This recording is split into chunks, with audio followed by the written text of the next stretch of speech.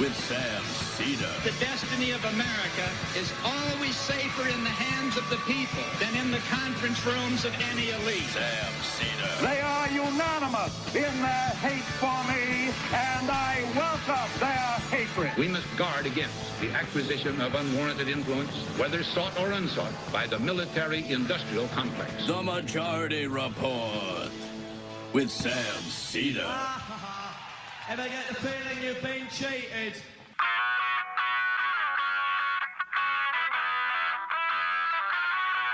It is Thursday, December 14th, 2023. My name is Emma Vigeland in for Sam Seder, and this is the 5-time award-winning Majority Report. We are broadcasting live steps from the industrially ravaged Gowanus Canal in the heartland of America, downtown Brooklyn, USA. On the program today, Rebecca Jane Morgan, author of Gender Heretics, Evangelicals, Feminists, and the Alliance Against Trans Liberation. And later in the show, Jonah Walters will be with us to talk about Jacobin's anti-obituary for Henry Kissinger. Meanwhile, National Security Advisor Jake Sullivan is in the Middle East, meeting with MBS and then Israeli officials. U.S. intelligence has found that Israel is indiscriminately bombing Gaza with imprecise bombs, which everyone could see with their own eyes for months. Politico reports that Kamala Harris is trying to get Biden to empathize more with Palestinians, citing her experience as a woman of color in the article, which I think is a very interesting piece of dirt or whatever to leak. You don't leak dirt. Info. You get what I'm saying. This comes as the United States is halting shipments of tens of thousands of police rifles to Israel over well-founded fears that they'll be handed to extremist West Bank settlers. Still sending a bunch of bombs, though. Workers from all over the world are taking action to halt weapons shipments to Israel. Polling finds an increase in support for Hamas in Gaza, and 90% want Western-backed President Mahmoud Abbas, Jesus, I can never say it, to resign, which is entirely predictable. The death toll in Gaza ticks closer to 19,000, reports of widespread starvation, over 50,000 injured, and rampant disease. Speaking of polling, things still look bleak for Biden. Trump now leads him in 7 swing states, and Gen Z voters in those states are overwhelmingly dissatisfied with the amount of student debt Biden has canceled. The House approved an impeachment inquiry into Biden along party lines, with every Republican voting yes on this fishing expedition. They're also threatening to hold Hunter in contempt because he's refusing to their request for him to testify behind closed doors. Understandably so. He wants to do it in public. The Supreme Court has agreed to hear a case regarding Jan 6 defendants, which could complicate and delay Trump's federal Jack Smith January 6 trial. The NLRB moves to force Starbucks to reopen 23 stores that they closed in order to union bust. And lastly, teachers in Florida sue the state over restrictions barring them from using their preferred pronouns. All this and more on today's Majority Report. Welcome to the show, everybody. It is an EmMajority Report Thursday. How is everybody doing? Hanging in there? I guess, is tonight the final night of Hanukkah? Happy Hanukkah to those who celebrate. It's a difficult holiday season for the same reason we've been talking about for 8-9 weeks at this point. The mass atrocities occurring in Gaza. And so, once again, we will open the show talking about it because, I don't know about you, but it's all I think about day and night. And, the Biden administration is continuing to insist that a two-state solution is the objective after this war. And I continue to despise the framing of this as a war. It is a crimes of genocide in Gaza. That's more appropriate, given the one-sided nature of this, obviously, and the history of the occupation and the apartheid, as we know very well. He keeps insisting that that is the objective after this mass campaign of killing is over. And we've gone through this on this program, that the two-state solution at this point is impossible. It's a pipe dream for liberals who want to continue the vision of an ethno-state in Israel, where it is a Jewish state in ethnicity, and the Palestinians are kept as second-class citizens if they live within the state, and the rest of them, we don't want to see and strongly encouraged to leave. Yes, right.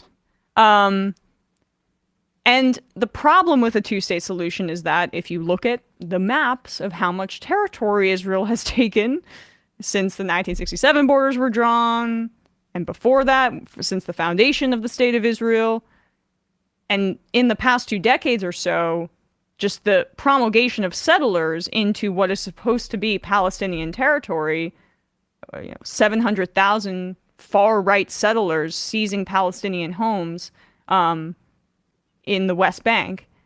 I believe that's the figure in the West Bank.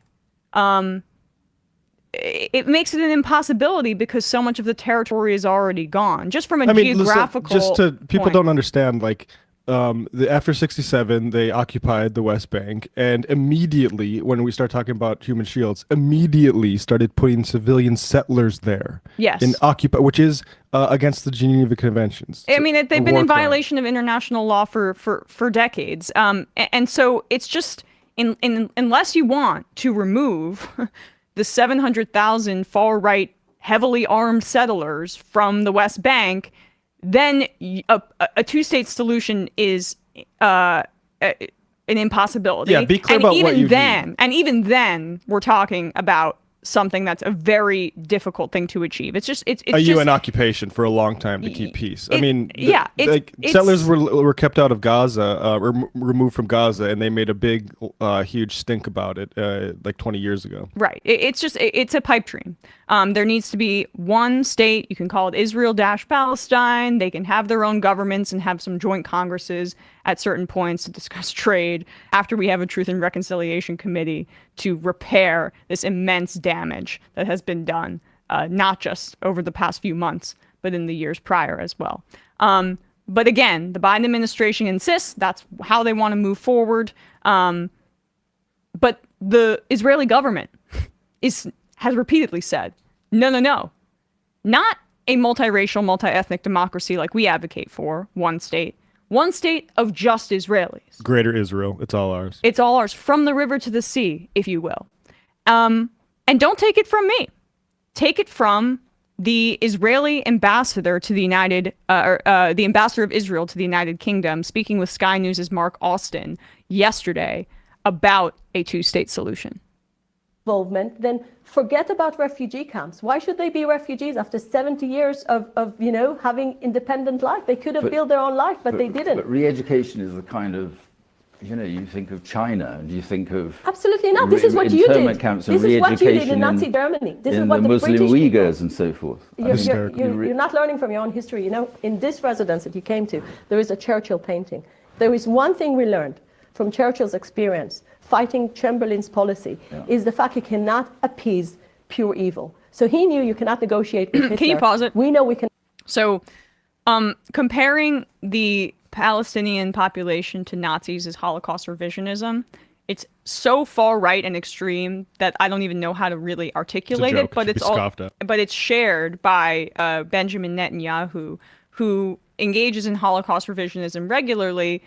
And a few years ago gave a speech that he had to, I think, apologize for, in which he said that Hitler did not actually want to exterminate the Jews and that he got the idea from the Palestinian Grand Mufti, which is a claim that has been widely debunked, but serves to say that the Nazis weren't as bad as the Palestinian people. And that's why we need to we should justify killing them. And this is clearly a conspiracy theory that is widely shared within the highest ranks of the Israeli government. Insane people, in other words, yeah. Cannot appease pure evil. So he knew you cannot negotiate with Hitler. We know we cannot negotiate with Hamas. It means we need to have a better future for the Palestinians. And in order to achieve that, you need to pause it again. We can't negotiate with Hamas, but we want them to be funded, and we want them to rule Gaza. They are worse than Hitler, and yet the official policy of the Likud party and the Netanyahu government is to allow money to come through Qatar to go to Hamas in order to prop them up. Just to back up to the thing she said at the very beginning, like they could have built a life that entire year. Why are they still refugees? That entire time, they had a right to return to the lands that they were kicked off of. That's the UN said you have right to the return, and that's always been the obstacle because that means, oh no, there are actually too many Arabs here for our Jewish democracy to be a Jewish democracy. That's all this is. Yep. And so like they could have built a life. No, they actually had a legal right to resistance all this entire time, and also an obligation to.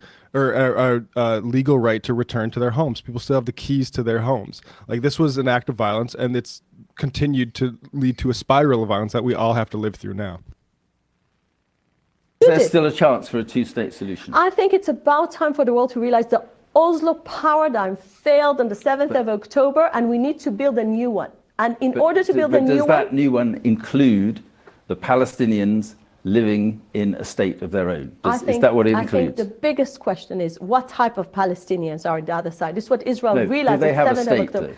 The answer is absolutely no, and I'll tell you why. Well, then because how can at there the be moment, peace? no, I'll answer you. The reason there is no peace Israel is because the Palestinians... without offering Mark, a state to Palestine, how can there be peace in Israel? Israel knows today, and the world should know now, the reason the Oslo Accords failed is because the Palestinians never wanted to have a state next to Israel. They want to have a state from the river to the sea. So the two-state solution is dead. As I advocate. Why are you obsessed with a formula that never worked, that created this radical people in the other side? Why are you obsessed with that? Think about it. Is that normal to carry on with a solution that never worked in the past? The Palestinians kept on denying, and now it will create another terror state. Israel is not interested in that. Final question. It's all projection. I mean, as you have said a few times, every accusation, Matt, every accusation is an admission here. So when she says the Oslo paradigm failed, I want to read this piece from 972 magazine from 2020 regarding Rabin, and it's called "The Myth of Rabin as the Peacemaker," in reference to the Oslo Accords. And this was after Alexandria Ocasio-Cortez canceled a participation in an event that honored Rabin. And so 972 wanted to basically correct the record on this history here, and I'll read a bit of this piece. Rabin's decision to stake his career on negotiations with the Palestinian Liberation Organization, once an unthinkable prospect for most Israelis, was indeed daring. His outreach to Palestinian citizens of Israel to help him keep a government mandate and advance the accords was unprecedented. Many Palestinian citizens supported the peace process and even mourned Rabin's death. These nuances, however, do not compensate for the fundamental problem with the way Rabin is revered in Israel and abroad. His persona as a, quote, warrior turned peacemaker is almost exclusively centered on the final 4 years of his life, 5 decades of which were defined by hawkish and militaristic views. Shimon Peres, Rabin's rival turned ally, eventually received the same idolizing treatment. This cult of personality, dotingly crafted by the Zionist left in Israel and liberal Zionists in the United States, has particularly relied on a counterfactual argument that had he not been killed, Rabin might have helped to bring about a two-state solution. By the way, Rabin killed by an extremist Zionist because he even dared to speak to the Palestinians. Yeah. Ironically, the first person to dispute this narrative may have been Rabin himself. The words Palestinian state do not appear in the accords he signed, a fact that he and other Israeli officials were careful to ensure.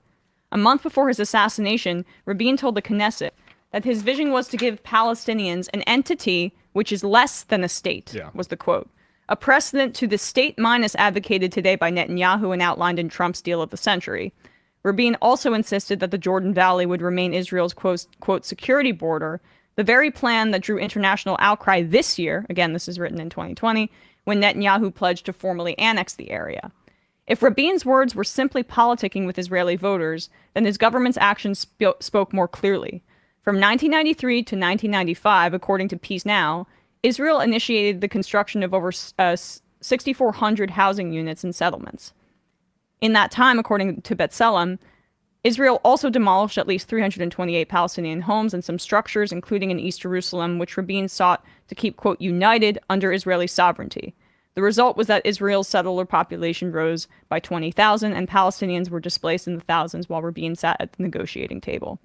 All the while, Rabin's government used Oslo not as a blueprint to end the occupation, but to restructure it and minimize the cost to Israelis. Yep. The burden of controlling the occupied population was transferred to the newly created Palestinian Authority, which quelled nonviolent resistance and targeted armed militants on Israel's behalf. When you see those numbers about how people in Gaza and in the West Bank disapprove of the Palestinian Authority, you can understand why. Yeah. The Paris Protocol, which effectively held the Palestinian economy and their resources hostage to Israeli discretion, further cemented the economic exploitation of the Palestinians.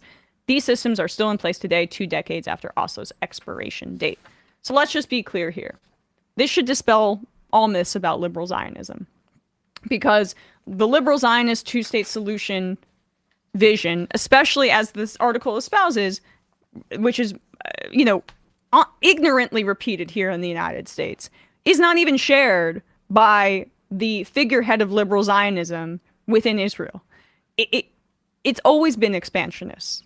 It's a settler colonial project, folks. Yeah, prove them wrong. And the trauma of the Holocaust, one of the worst crimes in human history, 6 million Jews exterminated by a fascist government, obviously, by the Nazis, has been exploited to run cover for a project that is fundamentally, obviously, one of the most atrocious things that we will ever live through.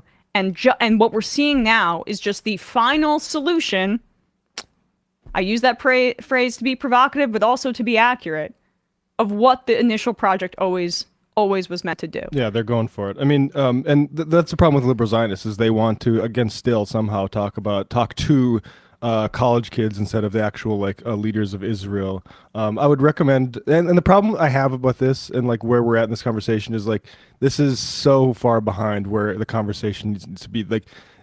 Avi Shlaim 10 years ago in The Guardian, it's now clear the Oslo peace accords were wrecked by Netanyahu's bad faith. And this is Avi Shlaim, who was a two-state guy in the 90s. I thought the peace accords 20 years ago could work, but Israel used them as cover for its colonial project in Palestine.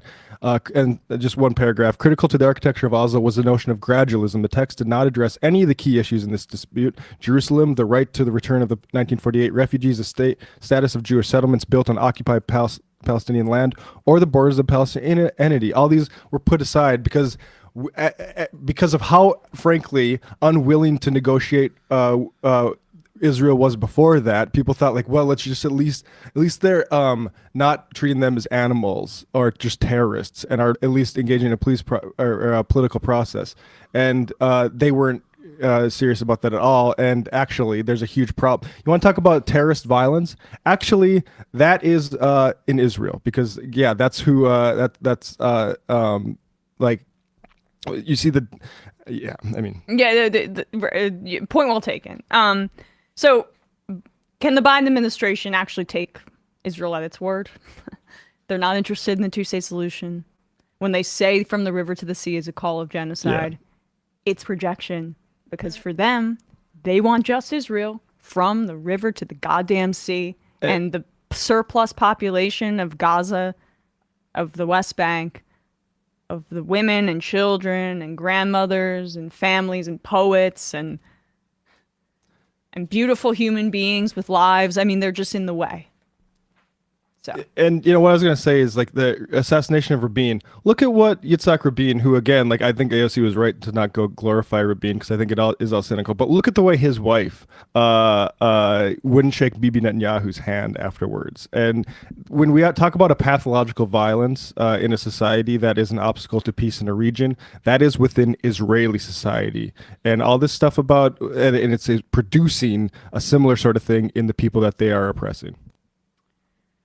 All right, folks, we're going to get to Rebecca Jane Morgan in a second, but first, a word from one of our sponsors. It's holiday season. Christmas is around the corner. You got to get some gifts for the people in your life. Better do it soon. Christmas is coming up. And I always find that the best gifts that I get people, and the ones that they love the most are the ones that have a personal touch and that are sentimental. And Aura frames is a great way to do so, to get that kind of gift. When you get someone a gift, you want to make them enjoy it immediately. No long setup or batteries required or assembly that makes everybody frustrated with one another. There's so many reasons to love Aura digital frames, but honestly, that might be my favorite. Just the fact that you have a code on the front, you can scan it while it's still in the box, load up these frames, and help people out, especially if they're a little older and they're not used to a digital frame. You can handle it all yourself, and it's super, super easy. You can start by downloading the Aura app for free, which takes no time to get the frame ready, and then you can preset the Wi-Fi on the frame and upload pictures beforehand while it's still in the box. So all your grandparents have to do is unbox it and plug it in. Super simple. Wirecutter called it the best digital picture frame. It is just such a wonderful gift, even for the most tech unsavvy people in your life. Give the perfect gift this holiday. Visit auraframes.com/majority today and get $30 off their best-selling frames. And these are beautiful frames too, not the crappy ones that you see sometimes that fall apart. These frames sell out quickly though, so get yours before they're gone. That's auraframes.com/majority, AURA frames.com/majority. Use promo code majority to get $30 off their best-selling frame. Terms and conditions apply. That's again Aura, AURA auraframes.com/majority. Use promo code majority to get $30 off their best-selling frame. Get your loved ones a gift that they will love with Aura. All right, folks, quick break, and when we come back, we'll be speaking to Rebecca Jane Morgan.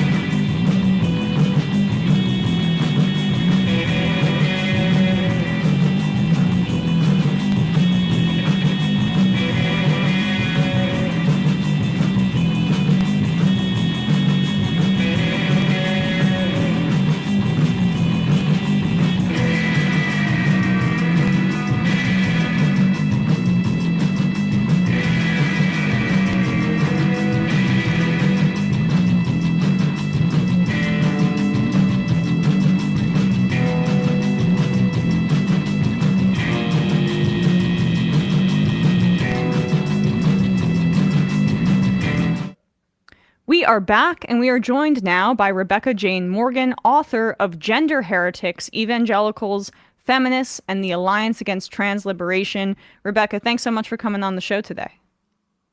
Thank you for having me. It's really nice to be here. I'm excited to talk to you because I've been on a war against TERFs for a little bit here on this program. Gotten a little heated on that front, so I have, she's looking to ground herself. Yes, I have immense anger towards them, obviously, for being transphobic. And so what might be helpful is for you and your expertise to trace the origin of them. And then also, they're kind of seemingly anachronistic based on their other stated beliefs, alliance with evangelicals. So let's just start with some simple definitions for people in the audience that may not be familiar. What is a TERF, and how did that moniker come to be? Sure, yeah. So a TERF is an acronym. It stands for Trans Exclusionary Radical Feminist. It was coined in 2008 by a feminist blogger who was just trying to find a term that was sort of easy to use to describe people who self-identify as feminists but don't include trans people. So that's where it comes from. There's a lot of debate about whether it's a good term or not. Personally, I don't think it is. I don't think there's any problem with using it, just it's not very accurate. Primarily because, well, number one, a lot of these people, unfortunately, are not looking to just exclude trans people. They're looking to exterminate trans people. And number two, a lot of them are not radical feminists, and many of them aren't even feminists at all. So there we go. Yeah, I mean, so why do they call themselves radical? And are they only radical in the fact that they hate trans people and they find that to be subversive? Because radical feminist theory would eschew, and I would imagine does eschew, these kinds of folks. Oh, absolutely. Yeah, there used to be a myth that in the 1970s, radical feminism was sort of uniquely transphobic. But actually, there's a lot of evidence that a lot of radical feminists at the time were specifically trans-inclusive. And there were many trans people who were themselves radical feminists. I think there's debate about why radical feminism specifically seems to be so closely related with transphobia. Part of it is just the fact that trans visibility was rising at exactly the time that radical feminism was becoming more of a thing in the 70s. So I think there were problems in feminist theory, issues about how do we define what a woman even is, that have been around for centuries. It was just that in the 70s, radical feminists came along. They were very irreverent, very willing to be, in people's faces. And unfortunately, that was the same time when trans identities were becoming into the popular mainstream. And the evangelical piece. I mean, you are a Christian yourself. What inspired you, I guess, to analyze this connection between evangelicals and TERFs? Oh yeah. So I mean, the main thing that motivated me was the fact that in evangelical literature on this subject, almost all of it references TERF literature, or so-called gender critical literature, anti-trans literature, basically.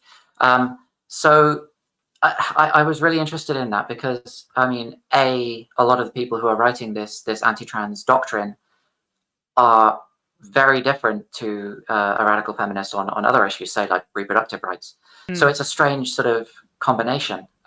So yeah, I really wanted to know where that came from, why that alliance specifically exists, and also what effect it's had on evangelical beliefs about this subject. So yeah.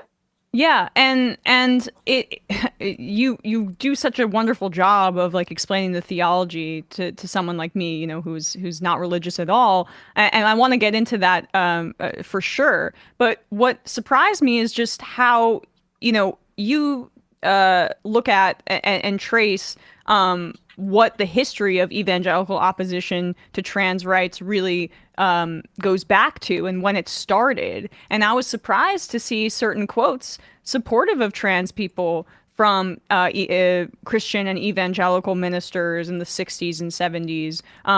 So what is that history, and when did it really kind of shift so rapidly? Yeah. So if anyone, for anyone in the audience who's already sort of familiar with the history of the so-called moral majority in America, the Christian right, and particularly its relationship with reproductive rights, the history of evangelicalism and trans identity kind of has a similar trajectory. So in the early 70s and late 60s, a lot of evangelicals were very either ambivalent towards abortion or pro-choice, and it was only later that this impression that evangelical theology automatically leads to super conservative views came along. The same is true with trans issues. So in 1966, Johns Hopkins University performed the first what was then called a sex change in its facility, not the first ever, but the first at that facility. And a local journalist actually decided, for some reason, I don't know why, that they were going to go around all the local religious leaders and ask what they think about this surgery. I think there was 14 of them. So, Catholics, all sorts of Protestant ministers. 13 of them either had a mixed or positive perspective, including the local Southern Baptist minister, a guy called Roy Gresham, who said, simply, "This is an area of medical science and not morally prohibitive." That's his quote.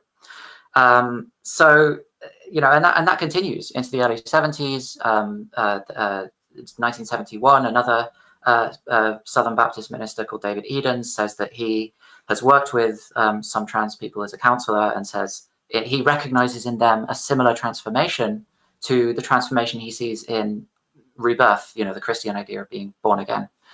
And he says we need to use our medical knowledge, our skills to improve the lives of everyone, including trans people.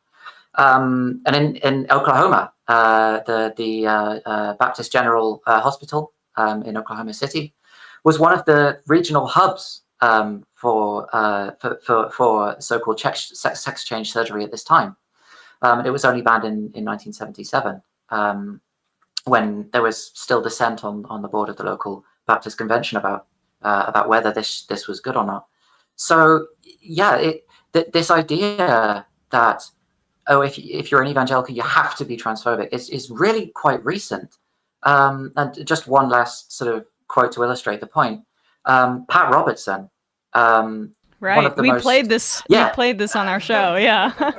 Yeah. In 2013, and it also happened in 2001. But in 2013, he says an audience member sent in a question about this issue, and his co-host is like visibly anti-trans, and he just says it's not for you to decide or judge. And it's only later that he retracts that statement because of pressure from other conservative leaders. So fundamentally, yeah, there's nothing in evangelical theology, and this is one of the big arguments I make in the book. There's nothing in evangelical theology that leads automatically to transphobia. It's something that's exerted on it from outside. So when's the moment that you see it really have this kind of massive change? Well, it depends on the country. I mean, here in the UK, it really changed around sort of the early 2000s when we had something called the Gender Recognition Act going through Parliament. So the Evangelical Alliance, which is our biggest evangelical group, hadn't said almost nothing about trans issues until this proposition came along. And then all of a sudden, they started to really pay attention to some super conservative American and British theologians. So they positioned themselves sort of against the Gender Recognition Act. But interestingly, part of why they did that isn't because they particularly cared about trans issues. It was because the Gender Recognition Act, in its early stages, potentially would have created some same-sex marriages. It was just a side effect of that. So that was the thing that really got them sort of worked up. So that's kind of when it starts to kick off in the UK. In the US, it depends. A lot of it doesn't even happen until the 2010s. Right. With the bathroom bills. With the bathroom bills, with the the sports stuff, all sorts of issues that just suddenly come along in the mid to late 2010s. Gamergate played a bit of a role in this. Transphobic memes online kind of kicked off during and after Gamergate.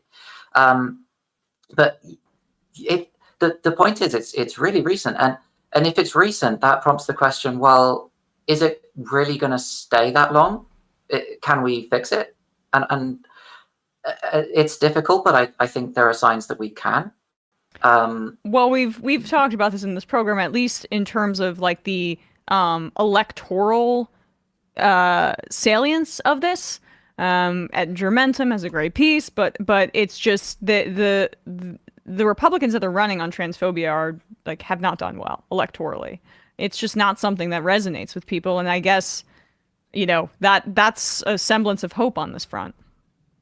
Oh, absolutely, yeah. They're losing battles electoral battles that they really should be winning right now. At this point in the electoral cycle. Same here in the UK. I mean, the Conservative Party, which has really been leaning into transphobia, is like 15, 20 points behind in the polls. I mean, it's not working. Yeah. And that points to, I think, something really important about this, is that the transphobic rhetoric is a tactic. It's not a strategy. It's about consolidating their base, getting their base fired up. But in the long term, it's really repulsive to a lot of people, including conservatives. In the US and the UK, polling data seems to suggest that a lot of young evangelicals are just either moving more in a progressive direction or really just don't care. So it's not a long-term strategy, and they will have to move on from it at some point. The downside of that, of course, is that when they move on from trans people, they'll go back to someone else. Maybe they'll go back to, my guess is they'll probably go back to primarily anti-Muslim, anti-Mexican rhetoric, the border. But yeah, it's not working, and they will have to move on. Yeah, and I mean, you wrote a Medium piece about your book, and I encourage everybody to read the full thing. But this quote here really is a great summary of a lot of what you try to argue. In your book, you explain how a mutual distaste for dualist philosophies that place the will of the soul, i.e., what the soul or mind thinks about itself, above the material form of the body, i.e., what the body naturally is, brought some evangelical theologians and feminist theories together in the mid-20th century. So there's a lot to chew on there. Can you explain that and what those philosophies mean in practice, and why this connection, now that we bring it back to TERFs, was forged with evangelicals? Yeah, absolutely. So this will sort of circle back to the issue of the worth of the worthwhileness, I guess, of this as an electoral strategy. So in particularly the 20th century, mid-20th century, a lot of trans autobiographies, which for many people was sort of where they got their information about trans people, a lot of trans autobiographies use this framing of "I was born in the wrong body." And this is, a lot of trans people still use this phraseology. I still use it sometimes, although I started to realize that people just misinterpret it all the time. But a lot of anti-trans thinkers, or people who became anti-trans, really misinterpreted this, like severely misinterpreted this. They started to think that what trans people were saying was literally that my body and my soul are separate entities. And in Christian theology, particularly at this time in the mid-20th century, there was this big pushback against what's called Gnosticism. To sort of give a brief summary, Gnosticism is this ancient collection of Christian mysticisms that were prevalent in the sort of 1st to 3rd century.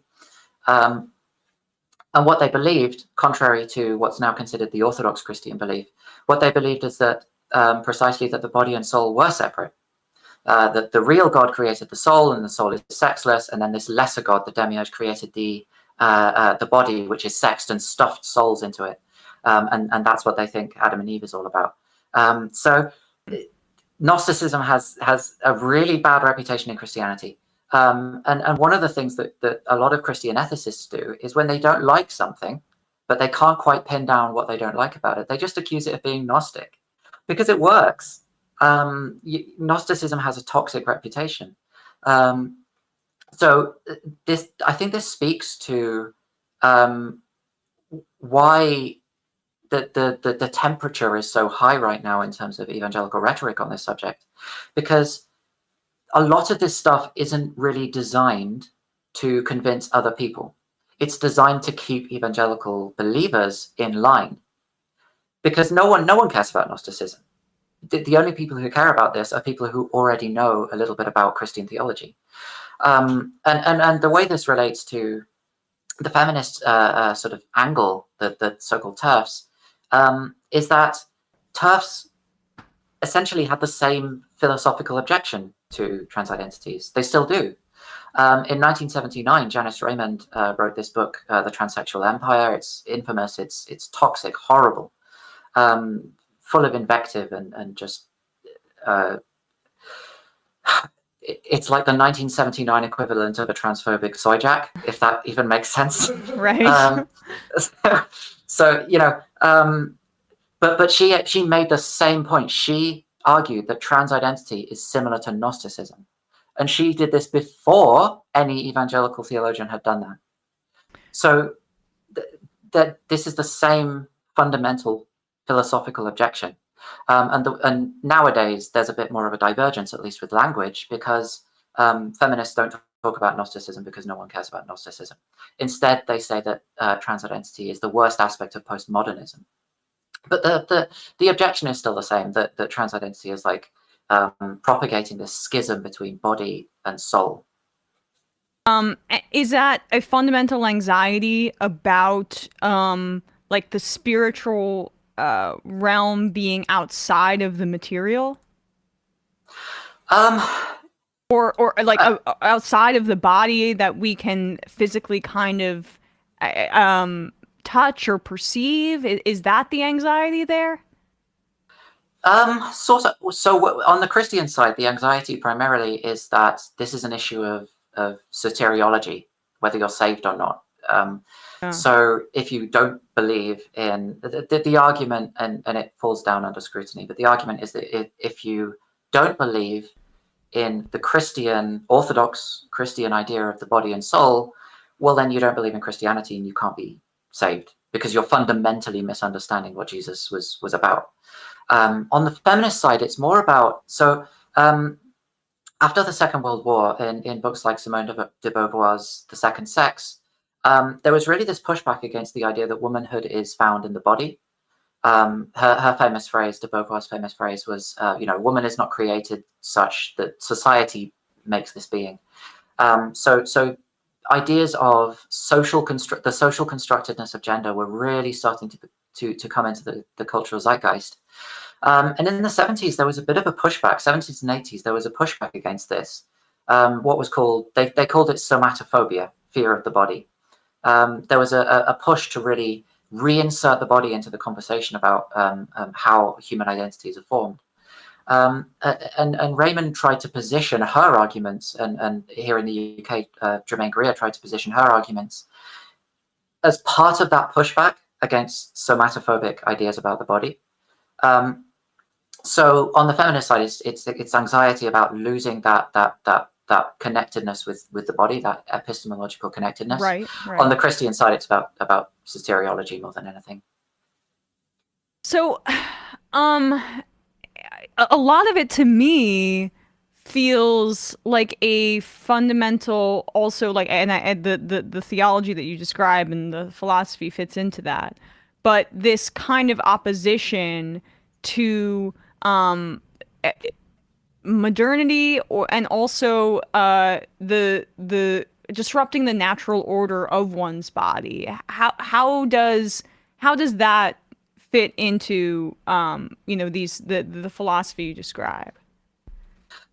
Yeah, no, that's a great point. It does connect very much with sort of natural, nature-based moral arguments, and that connects with then the issue of reproductive rights, because the idea is that the abortion is only made possible through the invasive presence of medical technology, disrupting nature, and transidentity sort of brings up similar things, at least where surgery is concerned, or hormonal changes. So yeah, definitely, it's about not just modernity but also post-modernity. The feeling that we are losing our ability to know things for certain. The argument against that has to be quite complicated because, well, yeah, we are losing that, but we're gaining a lot of other things as well. We're gaining the ability to understand human diversity more fully. We're gaining the ability to use Christian language, more fully appreciate the beauty of God's creation. So yeah, it is very much about fears in this sort of transitional phase that we're in between modernity and post-modernity.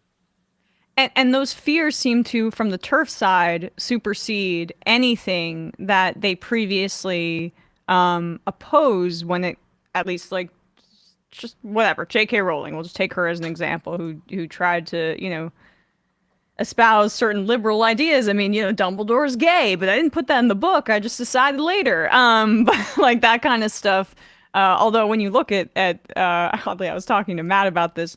When you look at the way that those books end, the entire order is completely maintained, and there's nothing really subversive in any way about it. Why was Hermione mocked for trying to free slaves? There's a lot of questions about the philosophy, her political ideology before this, I would say. But, at least on the surface, these kinds of folks, they call themselves feminists. They believe in, I guess, empowering biological women. And before trans people, I guess, came into their eye line, they, in theory, would have been in opposition to the Evangelicals, other movement that is most hateful towards trans people. In your analysis of this, how do they rationalize that? Is it just that their hatred of trans people is so overwhelming that it supersedes everything, and they don't contend with those other questions? So largely it's a sort of slippery slope argument. The argument is that there's not that many trans people. We're not a particularly good enemy because we're not that threatening.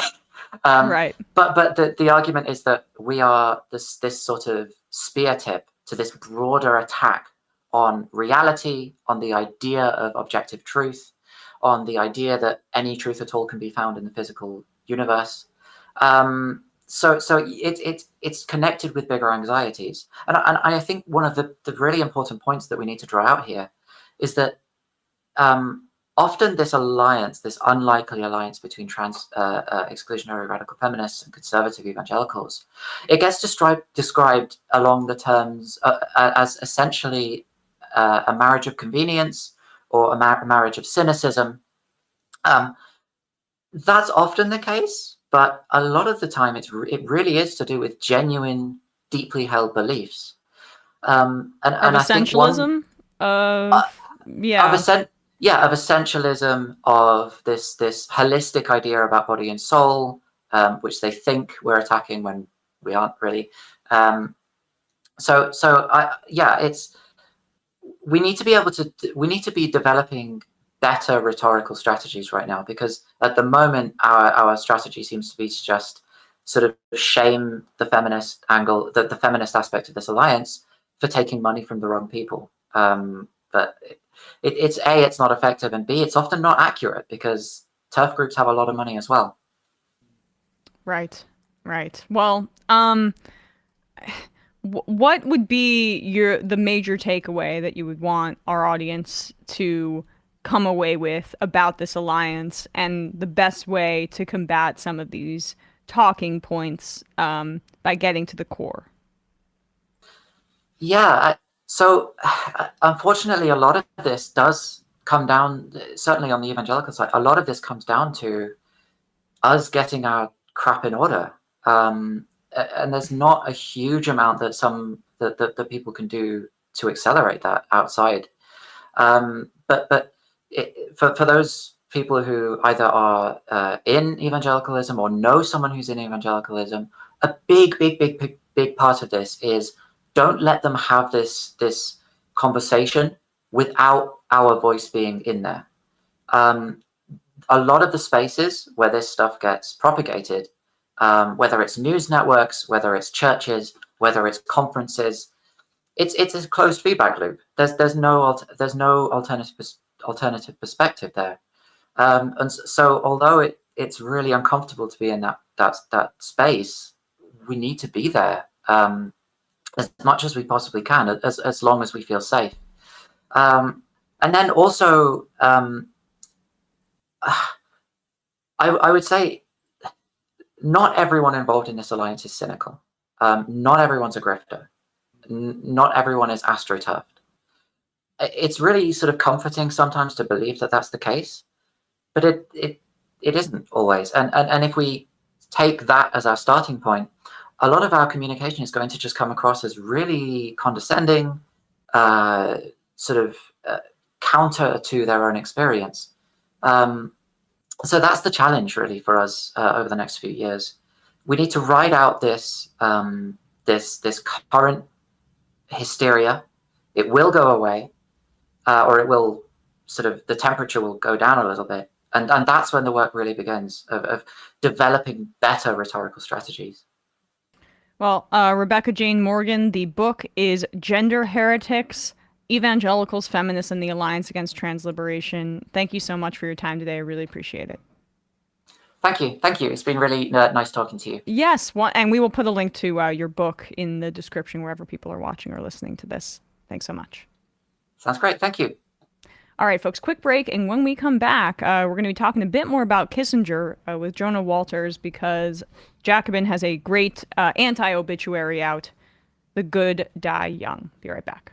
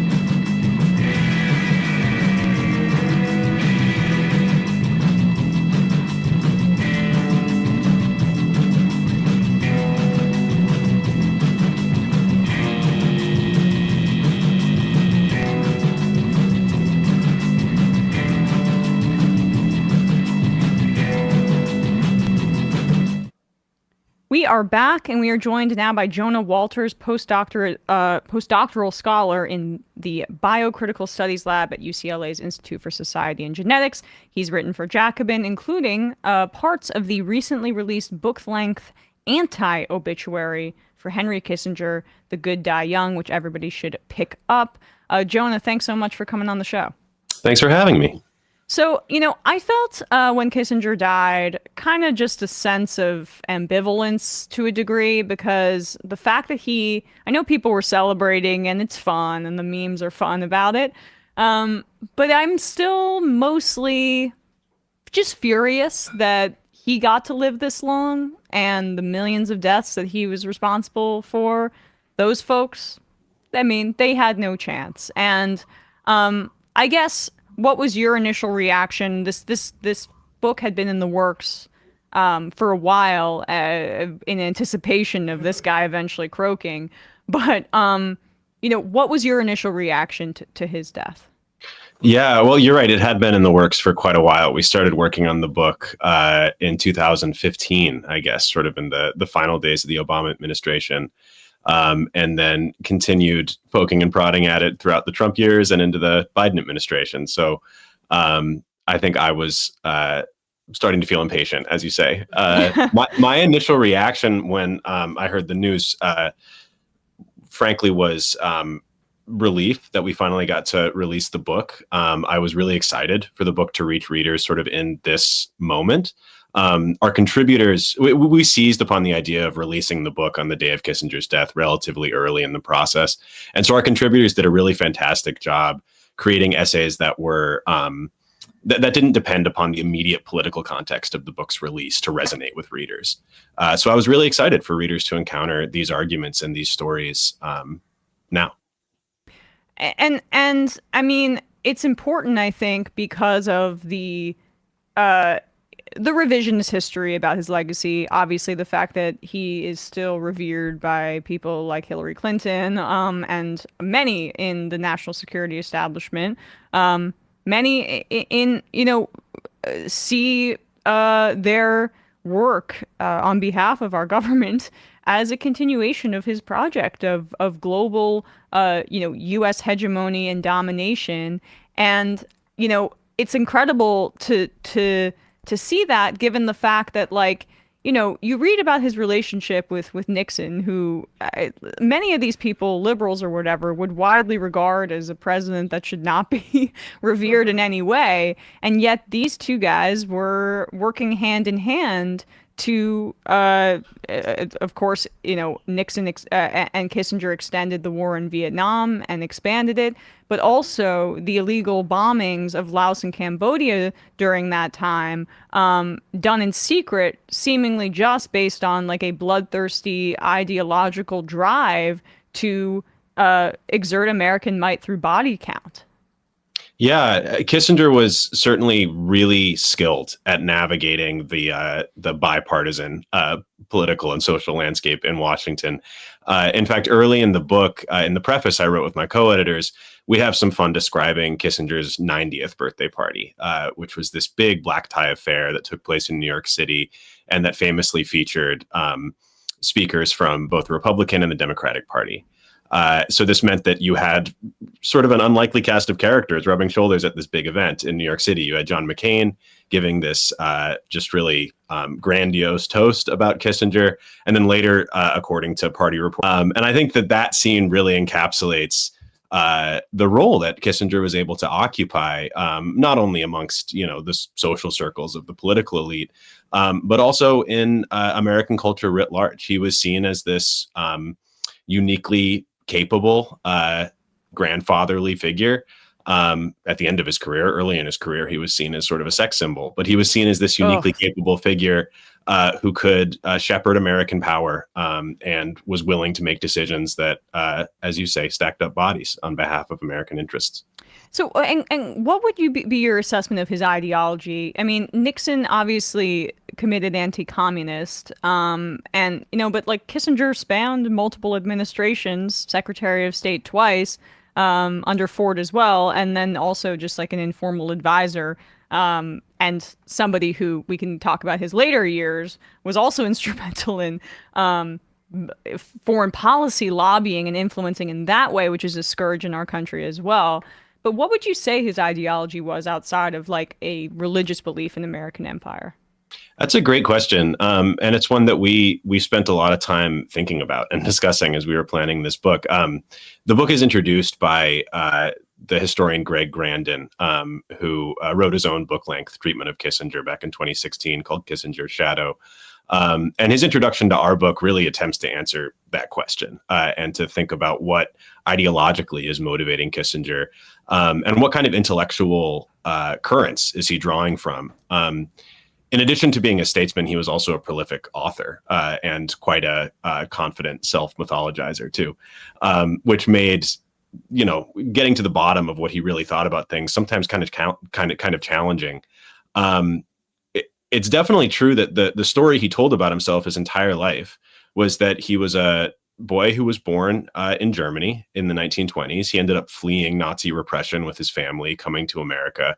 And then he returns to America at the age of 20, or he returns to Germany, excuse me, at the age of 20 as an American intelligence officer. He's drafted into the army, and then he participates in denazification efforts in a city in Germany where he's stationed for several years.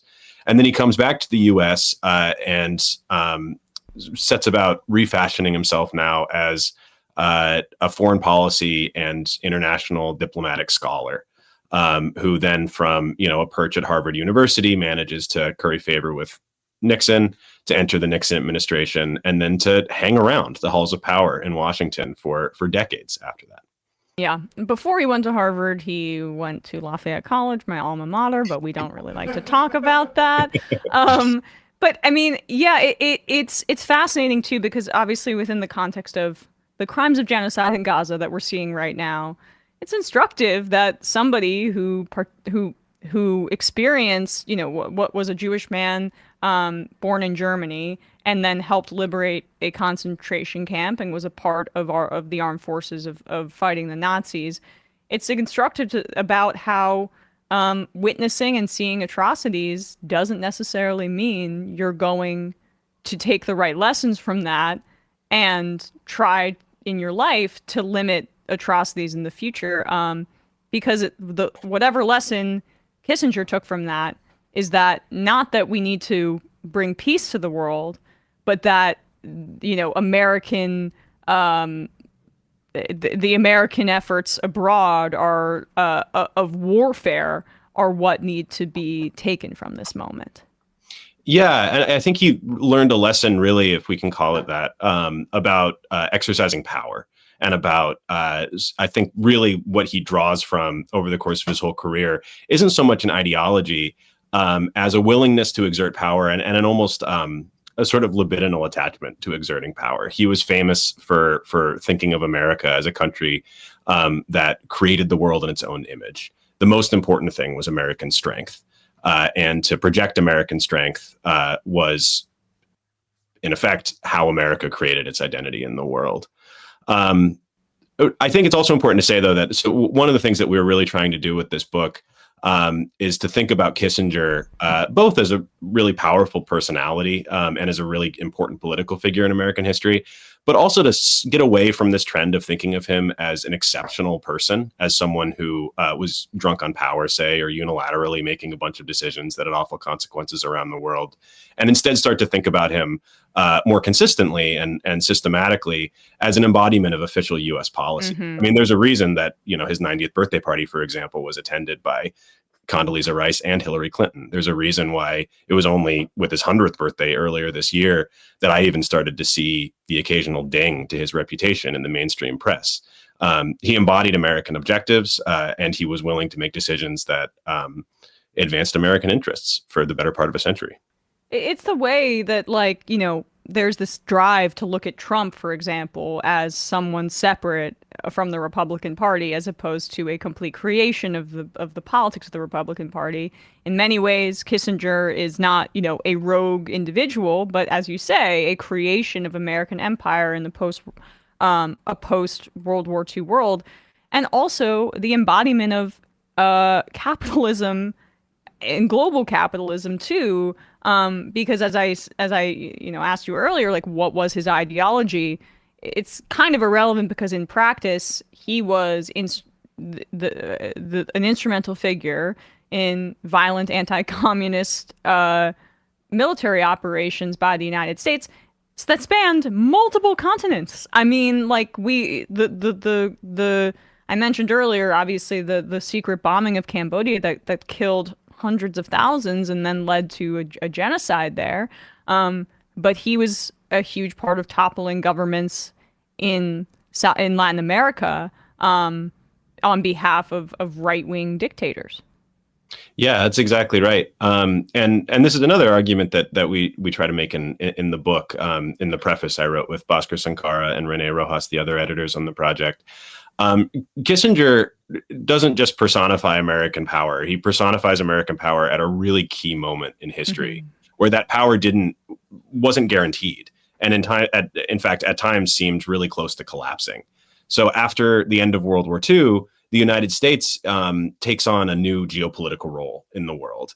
And this is to reestablish global capitalism, or to ensure favorable conditions for capitalist investment in as much of the world as possible. And coming out of the wreckage of the Second World War, this isn't an easy thing to accomplish. And it's not a straightforward thing to accomplish either. I think a lot of times people maybe get things confused when they think about the American state's role as being to advance the immediate sort of profit interests of American corporations overseas. There's certainly an element of that takes place. But the overriding thing that was going on over the course of Kissinger's career and at this really key moment in the 20th century was that the United States had to serve as the guarantor of global business writ large, and not just American businesses. So this meant reestablishing healthy capitalist economies in Europe. It meant refashioning Japan, for example, into a productive trading partner. And it also meant moving quickly to quell the waves of decolonization that were happening in what was then called the Third World at the end of World War II. Because if nothing else, the Second World War provided a definitive signal to anti-colonization movements around the world that Europe's dominance was vulnerable. And so almost right away, there's this wave of popular movements in some of the places that you just listed around the world that were really challenging the terms of global development under U.S. hegemony or under capitalist hegemony.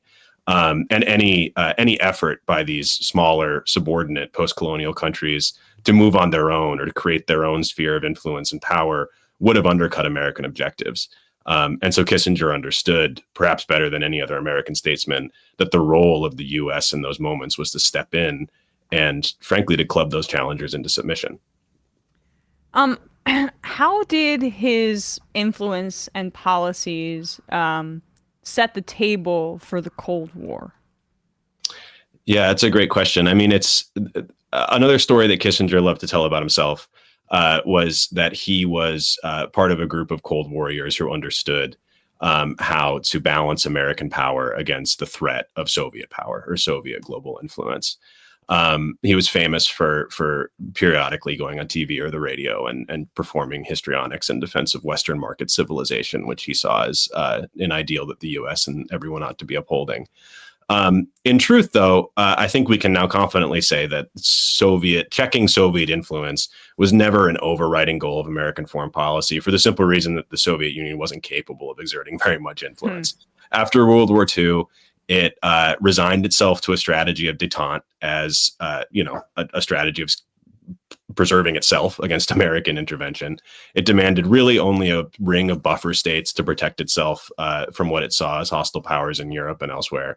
And after that, it allowed the United States and its partners to really operate and maneuver unchecked by Soviet counterpower throughout the Third World. There's a quip actually in our preface about how for an entire generation of movements, not only in the Third World but in places like Cyprus. There's a whole generation of militants there who understand the Cold War as a serial Moscow sellout of liberation movements around the world. And so really what Kissinger fears, or what he's moving to prevent, isn't a Soviet bloc that's going to threaten American hegemony. It's the emergence of any non-aligned or independent bloc of third world nations that might threaten American business interests. Lastly, before I let you go, Jonah, what is the body count for people that may not be aware that we can draw directly to Kissinger and his policies? Historians say different things, but it's in the millions. Some historians say 3 million, others say 2.5. It's an enormous number of people who suffered and died because of decisions that Kissinger and his partners took. Well, thanks so much, Jonah. The book, The Anti-Obituary, is called The Good Die Young from Jacobin. Bhaskar, friend of the show, also obviously contributed to the book. It's essential reading, and I'm looking forward to checking it out even further. Jonah Walters, thanks so much for your time today. Really appreciate it. Thank you. All right, folks, with that, we're going to wrap up the first hour of this program and head into the fun half, where we'll have fun, ? I mean, we have some fun clips on the docket today, but more and more ranting. The angry half isn't. Some people like anger. That's a big draw for some people, I guess. Yeah, it's hard to be. Maybe we'll have some fun. I don't know. I feel like geared toward anger. You do? Yeah. No way. Maybe we'll force ourselves to have fun in some way. Do hard drugs or something like that. Yeah, that would be good. Yeah. So I don't try to goad the population into throwing shoes at White House spokespeople. Well, I didn't realize this. Speaking of that, Texas Leftist writes in, "Happy George W. Shoe Throwing Day to the MR and all crew and all who celebrate. I guess today's the anniversary of the shoe throw." Yeah, I forget the guy's name who threw the shoe, but he is active on social media, and I just think that's one of the beautiful things about social media is it collapses the distance between you and celebrities you idolized growing up. Celebrities? Muntadar al-Zaidi, an Iraqi journalist. Yeah. 15 years ago. Him and Tom Cruise, the two celebrities. It's like I occasionally get H. John Benjamin liking some of my tweets, and then also I get to interact with a guy who threw a shoe at George W. Bush. The world is there's actually some things are getting better, folks. Yes. Maybe we'll watch Steve Deese perv out over Nancy Mace. Maybe we can have fun with that. Oh gosh, that sounds very fun. The guy that's... You could take a shower, you just saying that. Yeah, human bowling ball. So he's going to be sweating more than normal. He's moist. Deese as in decently normal guy. The number is 646-257-3920. We will be taking your calls in the fun half. Just a reminder, this show relies on your support. JoinTheMajorityReport.com. Pays our bills, pays our checks. If you like us, it would be nice. Hopefully we can get more money at some point if you guys support the show a little bit. And if you can't, totally understandable. You can email us at Majority Reporters and we will help you out. But if you can, it would be very nice. Kindly support the show. And we have merch. Check it out, folks. New t-shirts. If you have someone in your life who loves the show, we've got Whoopsie t-shirts. And we've got the one that has the days of the week on it. You know, we got Fun Day Monday, Newsday Tuesday, Hump Day, and Majority Report, and Casual Friday. So check that out. And for ESPN today, I had a horrible week. Israel-Palestine? Yes. Bradley, though, is closing in on me, and this is exactly what happened last year. I'm freaking out a little bit about me losing this competition, so check us out today at 4 p.m. Isn't that a bad feeling in competition when you have an advantage and then you can just feel it sort of dwindling and the there's worst nothing part you can do about it? is it that what killed me is I bet against the Giants, and they won. So... mixed feelings about that. Anyway, Matt, you're playing the game called capitalism. Yeah, actually, I am. I'm starting to see what you're saying about gambling, Matt. So what's happening on Left Reckoning? Left Reckoning. I wish I. For some reason, didn't immediately blank on what we did on Left Reckoning. I am Muhammad Smith. We talked about the IDW and Brett and Dave Rubin talking about how actually there's a lot of good ideas in religion that maybe we shouldn't have skimmed over so fast. And also Ayan Hirsi Ali, who Christopher Hitchens went to the press to call not a fundamentalist, has recently come out as a Christian because of the culture war globally. Not because anything to do with Jesus. I don't think she even mentioned Jesus in her It's very funny to say, like, I'm a Christian now, and then to not mention Jesus at all, just be like, because Muslims are scary. Yeah, right. But check that out. And we'll have, check that out. We also went in deep into Rogan, slightly a different take we had on it yesterday on this program, but fundamentally the same thing is Joe Rogan talking to a fascist about who wants to bring back like Operation Condor and the Jakarta method, and Joe Rogan saying like, yeah, communism's pretty fucked up because you got to enforce it with authoritarianism. Patreon.com/Left Reckoning to get access to that. All right, and we have Matt, and there we go, through the magic of just wanted to say, little known fact based on what Matt was saying. Little known fact: Jesus is actually a very small part of Christianity, not at all relevant, not at all that important. Oh well, what's the important part? Like smiting Amalek? I guess that's not really Christianity. That's more Santa Claus. Santa. Oh right, of course, and consumerism and right. white Santa Claus. Yeah. White Santa, white Santa, white Jesus. All of it. Asian God. Honestly, though, if Latinx Santa Holy Spirit. If Santa really was the main character in Christianity, I think I could get on board that. Probably the jolliest of all the religious figures. Exactly. I mean, once you start questioning why Santa and Satan are anagrams, then you start really getting into true Christian dogma. Anyway, what's up, you guys? What's happening on Scam Economy and Doomed, Binder? Yeah, sure. So on Doom this week, I had on Ray Vanna, and we basically looked at the week in news, everything going on in Gaza and Democrats giving George Santos money for cameos. Very, very smart guys over there. A wide variety of topics. So yeah, check that out at youtube.com/MattBinder. And All right. I think it's very funny to let George Santos anywhere near your credit card information. Oh, I do. I understand. I mean, hopefully Cameo provides some sort of buffer, right? Right. I would have thought that like campaign donation sites provided some kind of buffer too, but my man finds a way. Good point. What's happening over on the discourse, Brandon? I will have an episode for you out tomorrow, more on Israel Palestine, and as that is the happenings of the week, and also talking more about the upcoming Republican and Democratic Party election. I mean, we normally call it presidential election, but I said it differently this time. We understood. All right. The number is 646. Cameo actually stands for the number of surprise appearances George Santos makes on your credit card bill. There you go. Yeah. Okay. Right. A cameo in your Amex theft alert. All right. 646-257-3920. See you there.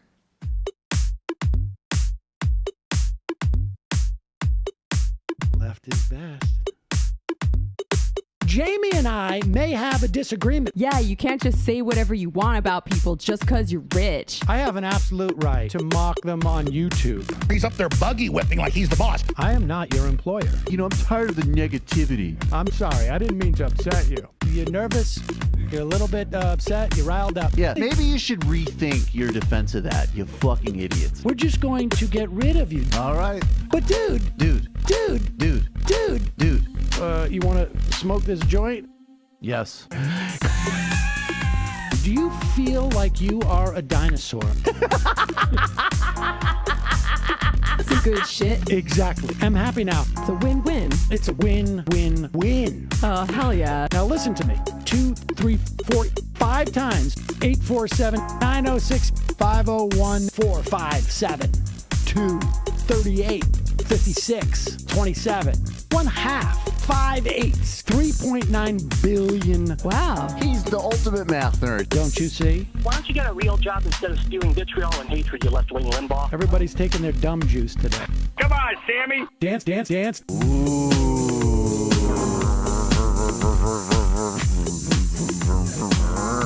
Rand Paul. I had my first post-coital scene with a woman. I'm hoping to add more moves to my repertoire. All I have is the dip and the swirl. Fine, we can double dip. Yes, this is a perfect moment. No. Wait, what? You make under $1 million a year. You're scum. You're nothing. Excuse me? Fuck you, you fucking liberal elite. I think you belong in jail. Thank you for saying that, Sam. You're a horrible, despicable person. All right, gonna take a quick break. I want to take a moment to talk to some of the libertarians out there. Take whatever vehicle you want to drive to the library. What you're talking about is jibber jabs. Classic. I'm feeling more chill already. Good. Donald Trump can kiss all of our asses. Hey, Sam. Hey, Andy. You guys ready to do some evil? Hitler was such an idiot. That guy might be a Nazi. Agree. No. Death to America. You. Yes. Wow. Wow, that's weird. No way! Unbelievable. This guy's got a really good hook. Throw our hands up. Ooh. Wow. But Sam, I gotta get off. No worries. Let's.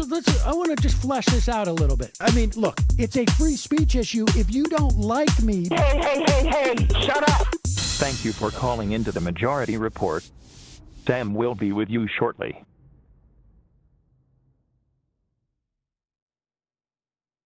I'm back. We are back. Sorry to interrupt everybody's conversation about house Brandon hunters. and I really need to start a House Hunters podcast. We would have infinite content.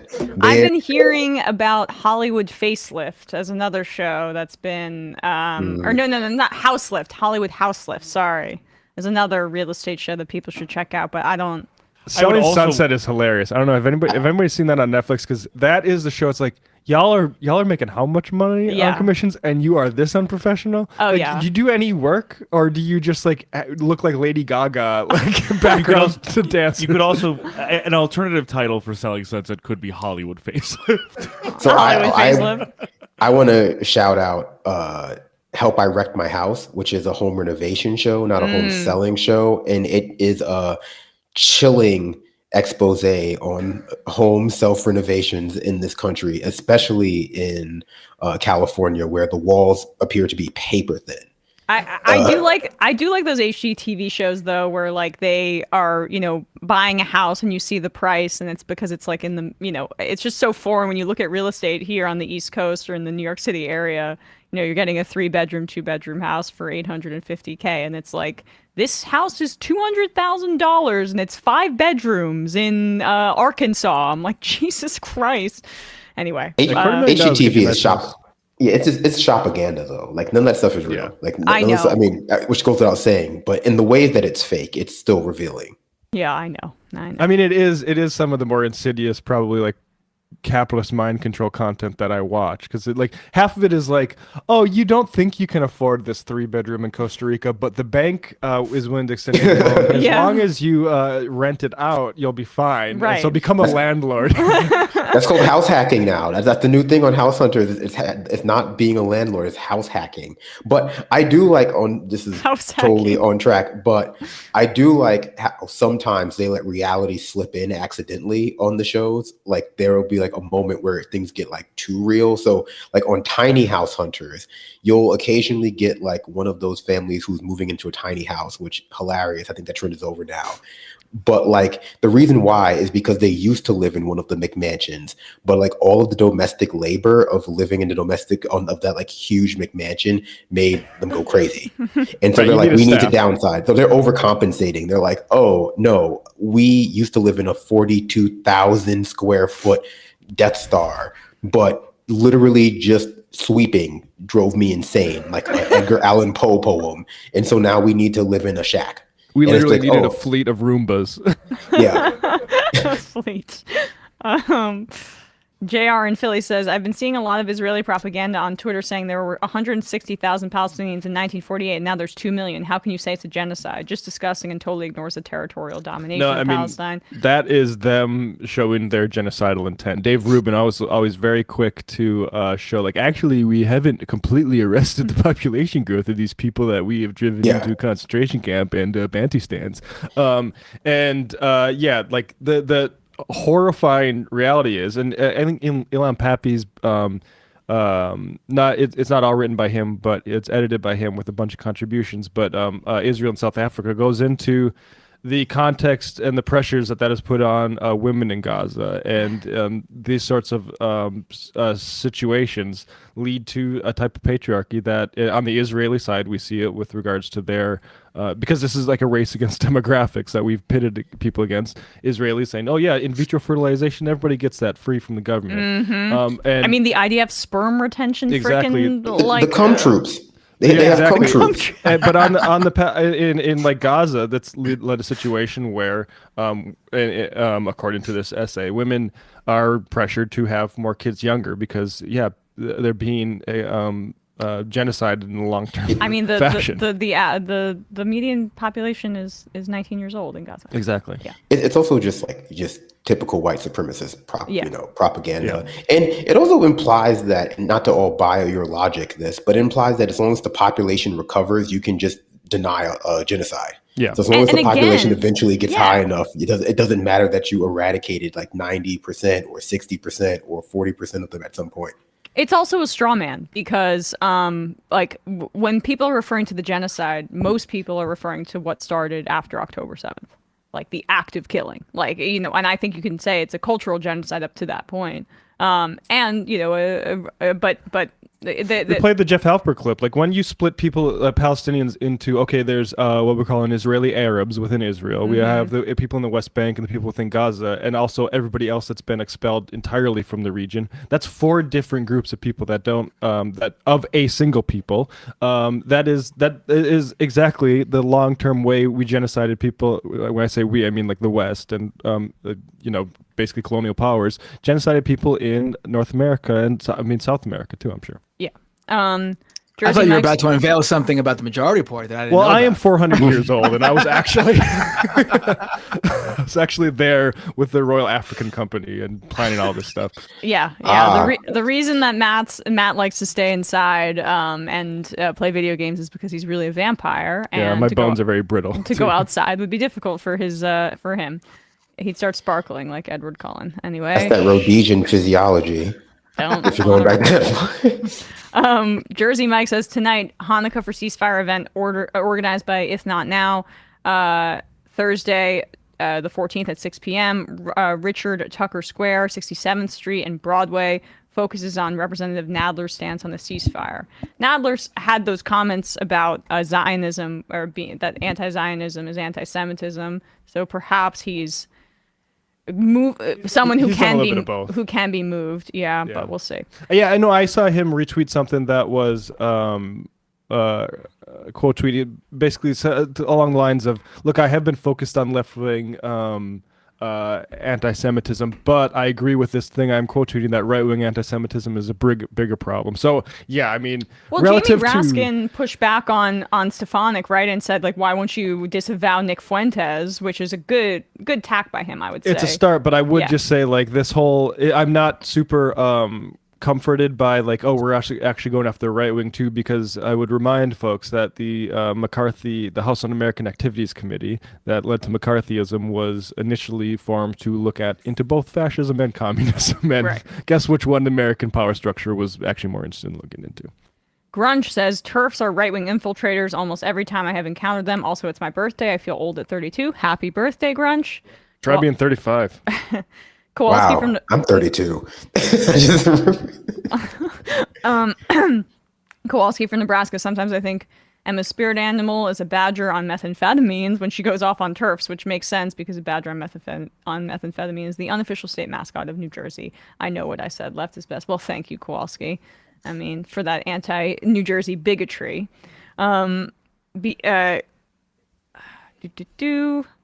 Billy, this is why it's trans femmes are such big Emma fans. Thanks for bringing our voices to your platform. Thank you. Moth says, already super ill today, and hearing Kissinger once was a sex symbol is the last push I need to purge the entire contents of my stomach. Yep. There's a really funny instance where Kissinger was, like, really feeling himself, and some Italian, a famous Italian journalist, a woman who's interviewed him, really made him look stupid. He was, like, wearing, like, a cowboy hat and stuff like that. I should see if I can find that up. Yeah, look that up. It really embarrassed him. There's Nixon tapes where it was, like, a big problem for him. Iowan Ryan, ever since that apartment collapse in Davenport, Iowa, tons of corruption has been found out. The mayor was reelected. It's a lot of angry people digging things up. We will look into that. I would like to, any sources, either tweet at me, Twitter is probably the best way, because I'm curious about that. Yeah. I mean, these structures, we saw a building collapse. Where was it in New York the other day? The corner of Bronx? And again, it's just because these facades, I think in the Des Moines, or the case was that, like, it recently painted and caused, like, a severe structural damage. Like, people don't know what they're doing that actually, like, earn money just from owning things. Like, it's bad. Calling from a 469 area code. Who's this? Where are you calling from? Is this is Eddie calling from Fort Worth? Eddie from Fort Worth. What's on your mind, Eddie? I've called one time, and I know it sounded a little bit facetious last time, but it was in relation to comic books and the KKK. Okay, go ahead.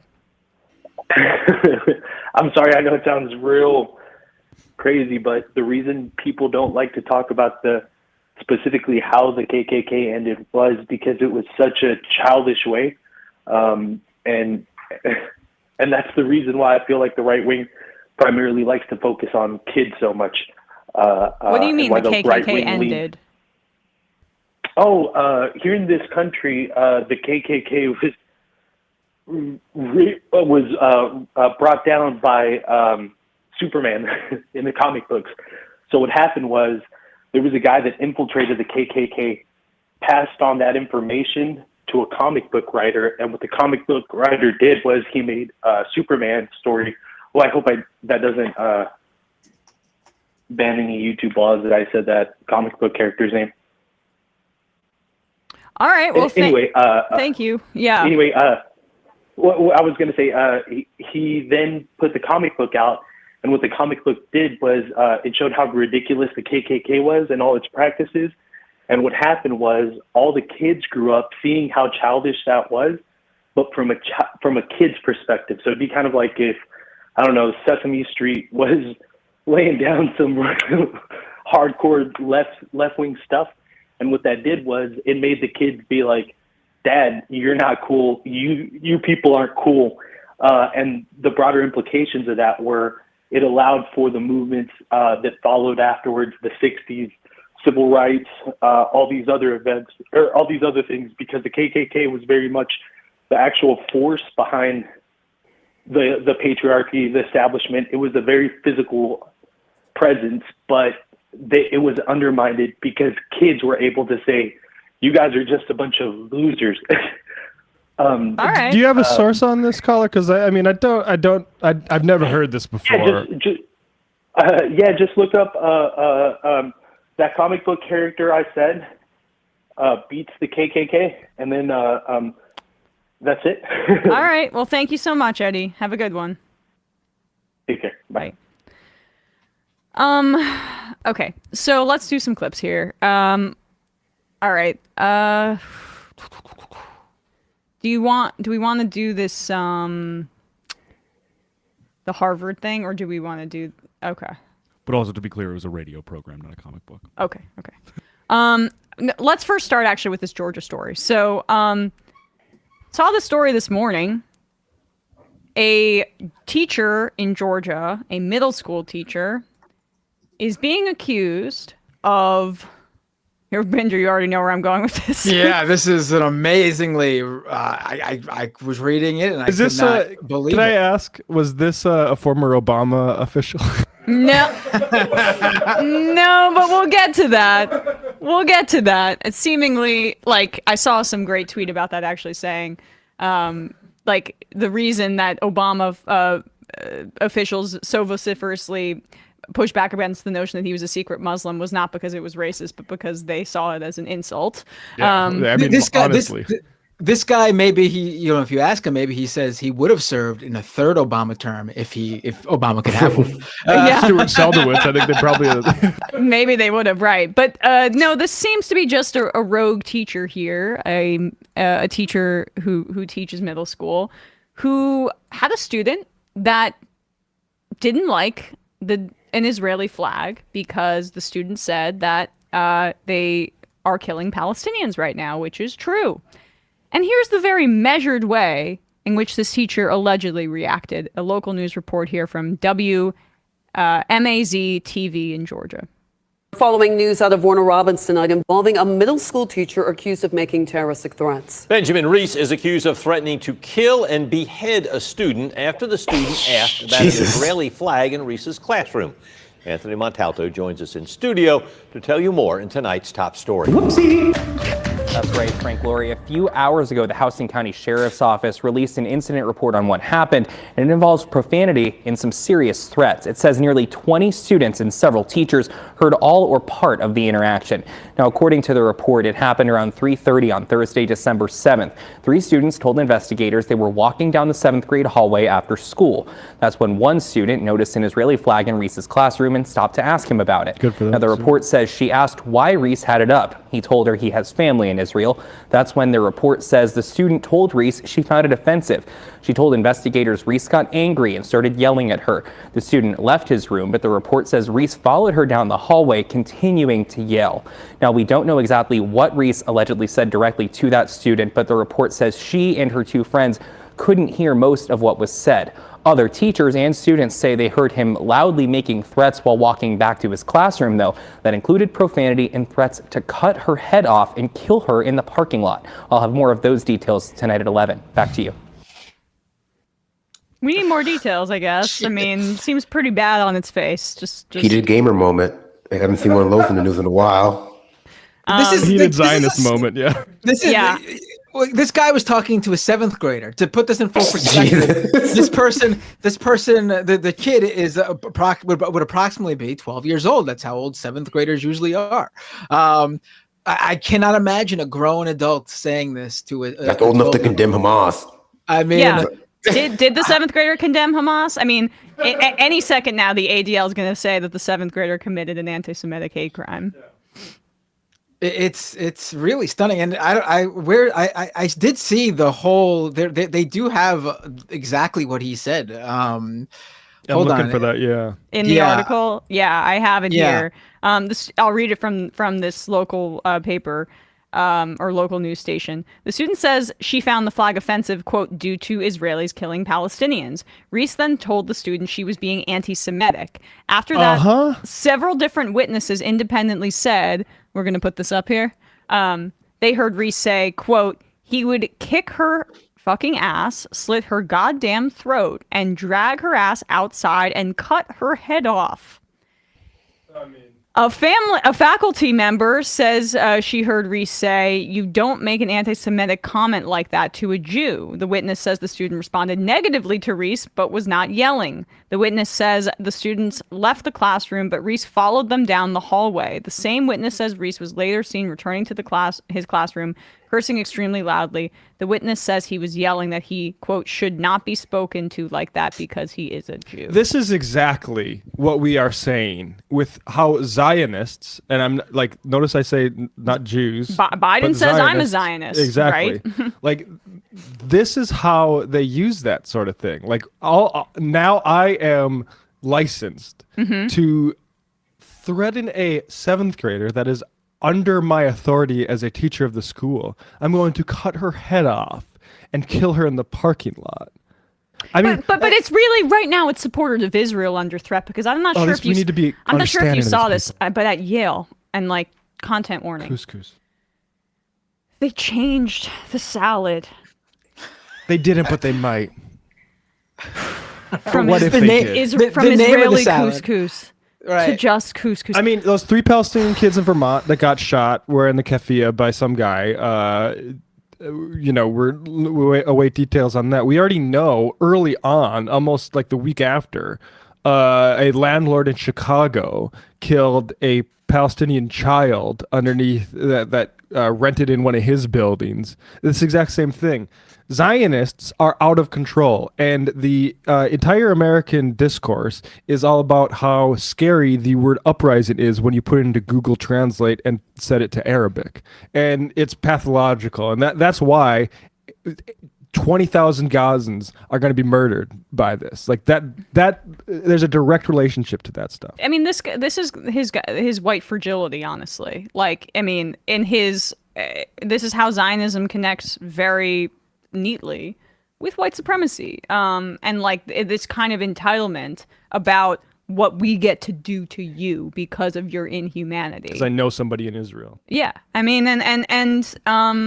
but like again, it's just the idea that right now supporters of Israel are the ones who are unsafe in our society.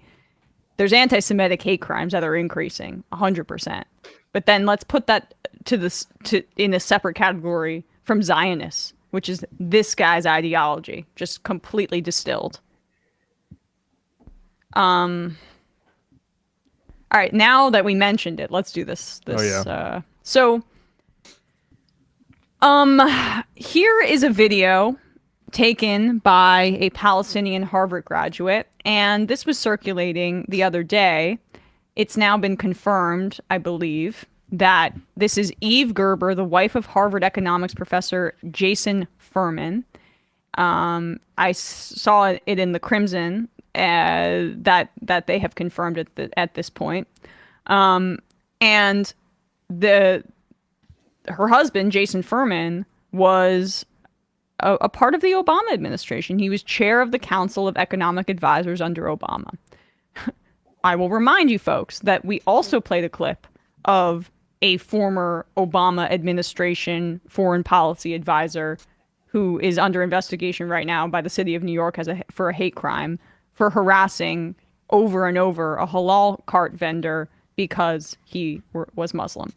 So this is the second Obama administration affiliated hate crime doer that has been caught on camera in the wake of October 7th and in the wake of Israel's crimes of genocide in Gaza. And so this is this woman, Eve Gerber, who apparently like went out of her way. She got out of her car, is the report? Yeah. Got out of her car to chase this Palestinian Harvard graduate down the street. Watch this. Between you and people who wanted to murder you. Hi, camera. Thank you for walking through neighborhoods and making families feel unsafe with your terrorist scarf. Palestinians felt pretty unsafe when Israelis occupied their country, you know. I'm glad you're so proud of the slaughtering of civilians. I'm not. So she was wearing a keffiyeh, and she wishes to remain anonymous. The young person who was who was harassed here, but she says that Gerber was driving, saw her walking in the keffiyeh, and got out of her car to do that, and then is saying how unsafe she feels. And is talking about you support civilian casualties. Anybody calling themselves a Zionist now has all those. I mean, has had, but let's just start it since the 7th, since that's apparently when history started. Has all those deaths on their hands. Yeah, as she walks through what appears to be like a residential neighborhood, I'm sure she lives in a house provided for by Harvard. That's a possibility because of the fact that her husband is a professor there. It looks like a suburban neighborhood that is probably one of the safest places on the planet.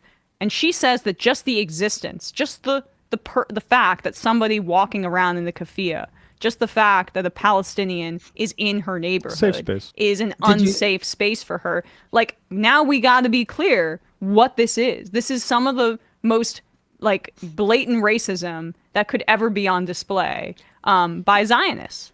Did you see the statement from her? She put out a statement. Yeah, we'll put that up. Yeah. Eve Gerber. Yeah. On October 14th, I overheard chants I found disturbing at a rally near my home. I spoke with a person on my block who I thought had come from that event. When the political argument escalated, I used indefensible words. I was wrong to confront someone based on their dress. Did you pull over to talk to this person? Anyway. And to use divisive accusatory language. In the 2 months since this video, I've tried to learn more and take reparative action. I will continue to do so. Hate and inhumanity are a form of any form are abhorrent to me.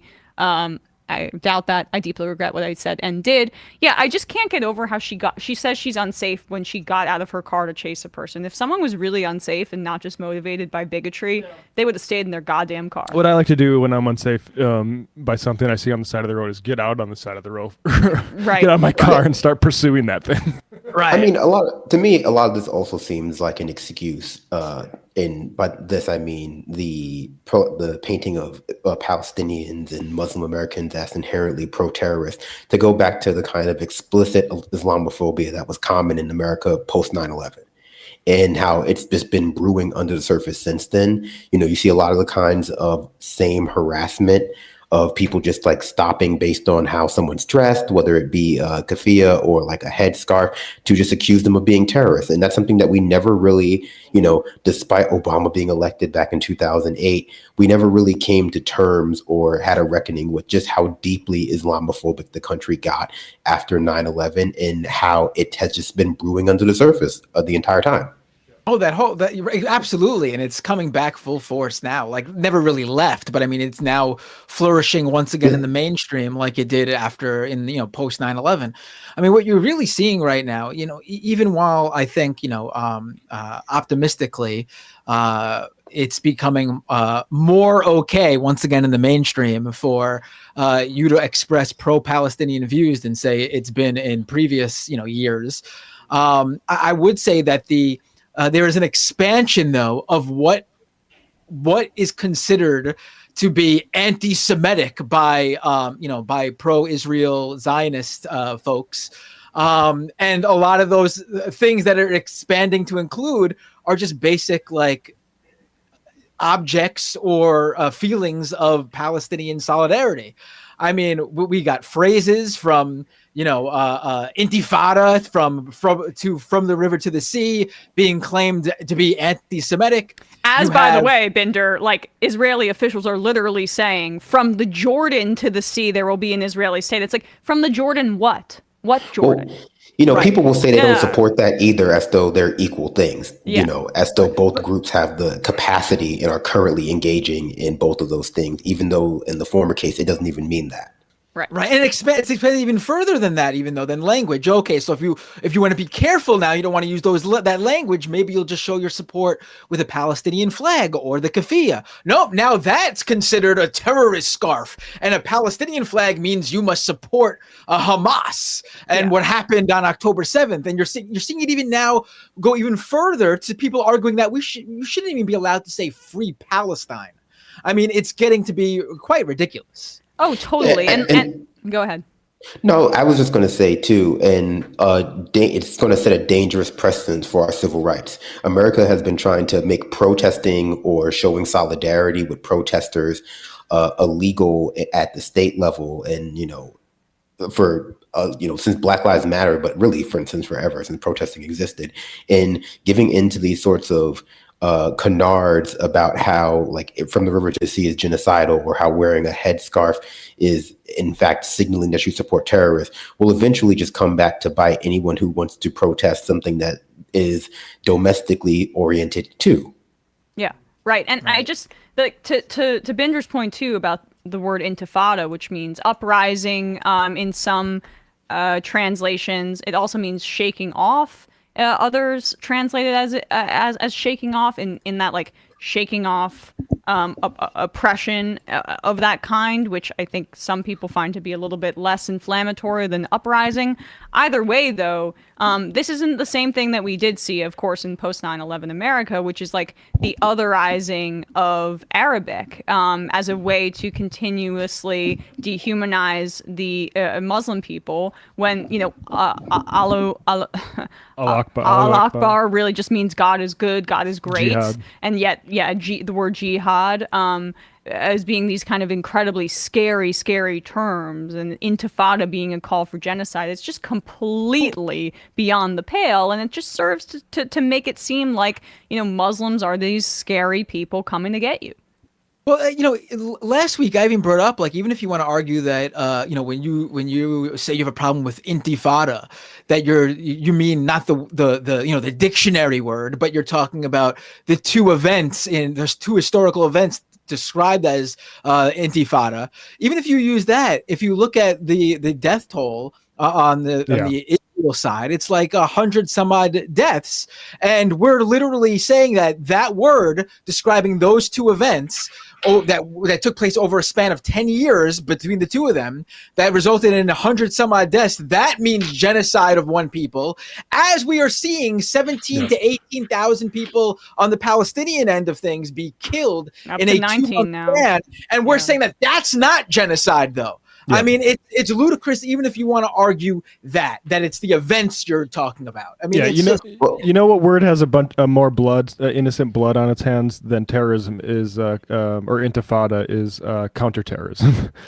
Well, I mean, it also demonstrates the power dynamic there, where it's the powers that be will call for infinite amounts of nuance and context and understanding for the many genocidal claims made by, the Israel government, for the conservative parts of Israel, for the people who support the conservative parts of Israel, and they will deny the acknowledgement of nuance, or even just what the words actually mean in the language that they're referring to Palestinians and their supporters. And that's just another way in which we paint one group as inherently barbaric, inherently evil, undenying of basic human decency, another group as just being one that is always salvageable, always worth, having their side heard and believed inherently. Yeah. It really runs very deep, and I mentioned this before. I was having a conversation with not a close friend of mine, but she'd been posting stuff on social media as a Jewish woman, in support of the Palestinian people, and we had a bit of a conversation. And she was saying, it's crazy because I got to this point fairly late, because I grew up basically thinking and being told that all Muslims want to kill me. And I internalized that, and still there is something in the back of my mind when I hear that Muslims want to kill me as a Jew. And, that is something I'll never understand, because I am not Jewish, of having heard that. But to give people a sense of like how deep some of the indoctrination goes when it comes to Zionist ideology, that is in some way, I think, how far-reaching and successful Israel has been in framing the threat of the Palestinian people. I mean, on this issue, what's this? The TikTok guy. Oh, no, it's okay. I said something about Muslims. Oh, you're referring to that guy who uploaded the TikTok about how he lived in Israel and he visited Gaza, or I forgot where. Yeah. Well, we find that. I mean, I do think like that sort of propaganda level, it creates this veil that is really very tough for people to pierce. I remember with Israel, Palestine, it's like, do I really want to, can I trust this book by Rashid Khalidi or Ilham Papi, or is Khalidi like an anti-Semite, and is Papi a self-hating Jew? And then you actually read these people and they're actually some of the most moral, righteous people that we get. But I mean, growing up as a white guy in North Dakota, like, seeing the Panthers, the Black Panthers portrayed on TV, still in a sort of like Nixon era type of light, it was like, oh crap, that's scary for me. And that was like as like a younger leftist being like, oh, actually, this guy Fred Hampton has an analysis of your country that you need to understand, and this group is like will become celebrated actually, and not just like looked at as some scary thing. Like that veil is one, basically that's why we're here right now, is trying to help people get beyond that. But here's this guy who was a settler in the West Bank, I think near Hebron, and this is a longer clip, but he talks about how he got out of Zionism, and I think this is one of the more interesting things I've heard here as far as like humanity goes. How I got out of Zionism. So this is obviously a much longer conversation and a much longer story, but for the sake of brevity, I'll try to tell this, as the Alter Rebbe says, the first rabbi of Chabad. I'll try to tell the long, short version of how this happened. So in 2018, when I was 20 years old, I was studying in Jerusalem in an all-male religious nationalist seminary. And obviously I grew up very Zionist. And while I was there, I started having questions about the entire population that existed beyond these walls. And as part of my program, there were individuals who were doing this interesting program where folks actually met Palestinians and heard some of their perspectives. And for me, I had heard some good things about that program, and some of the things that they were saying were interesting and appealing, so I decided to go to that program. And I remember it was a Friday before Shabbos, and I was sitting there at 9 a.m. in Jerusalem, and a Palestinian man had come to speak to us.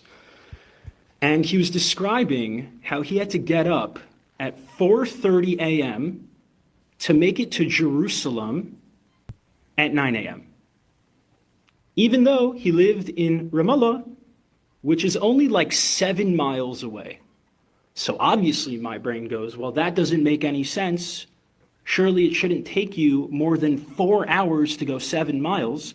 And then I listened how he proceeded to talk about the system of checkpoints, how he had to get on a separate bus, how he had to make the calculation of whether it made more sense for him to stay on the bus, knowing that if he's on the bus, he could be kicked off the bus at the checkpoint and go to the back of the line, or if it just made sense to just wait on the non-bus part of the checkpoint to get through to make sure that he got here in time, to speak to a bunch of Zionist Jews to try to convince them that Palestinians were human.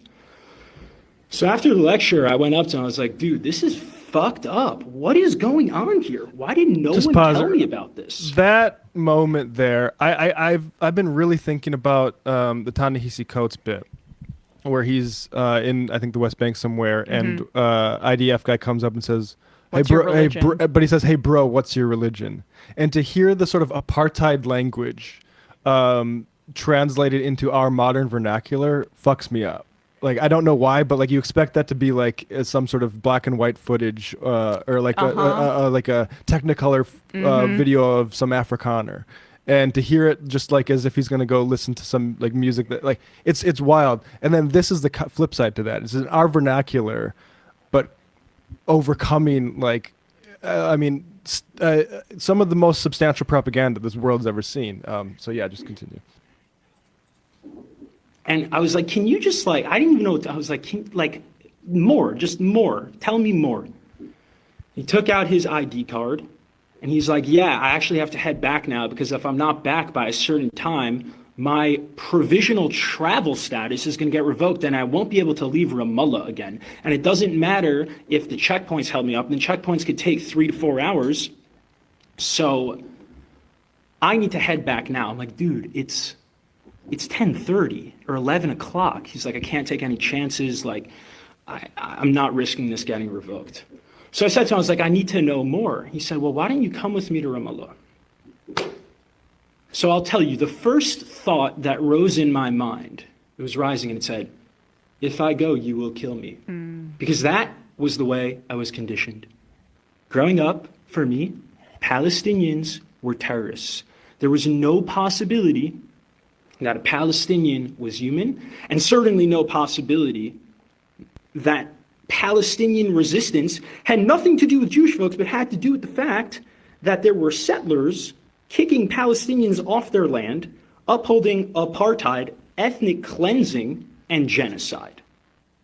So as that thought was rising, there was another voice in me, and I think this voice is a deep ancestral voice, and to this day, I'm amazed at myself that I was able to challenge all of my conditioning with a second voice, a deeper voice, a deeper knowing. And that voice immediately said, well, you've been told your whole life that this person was going to kill you and that this person was a terrorist and he wasn't human. And he's standing right in front of you and he's the exact opposite of those things.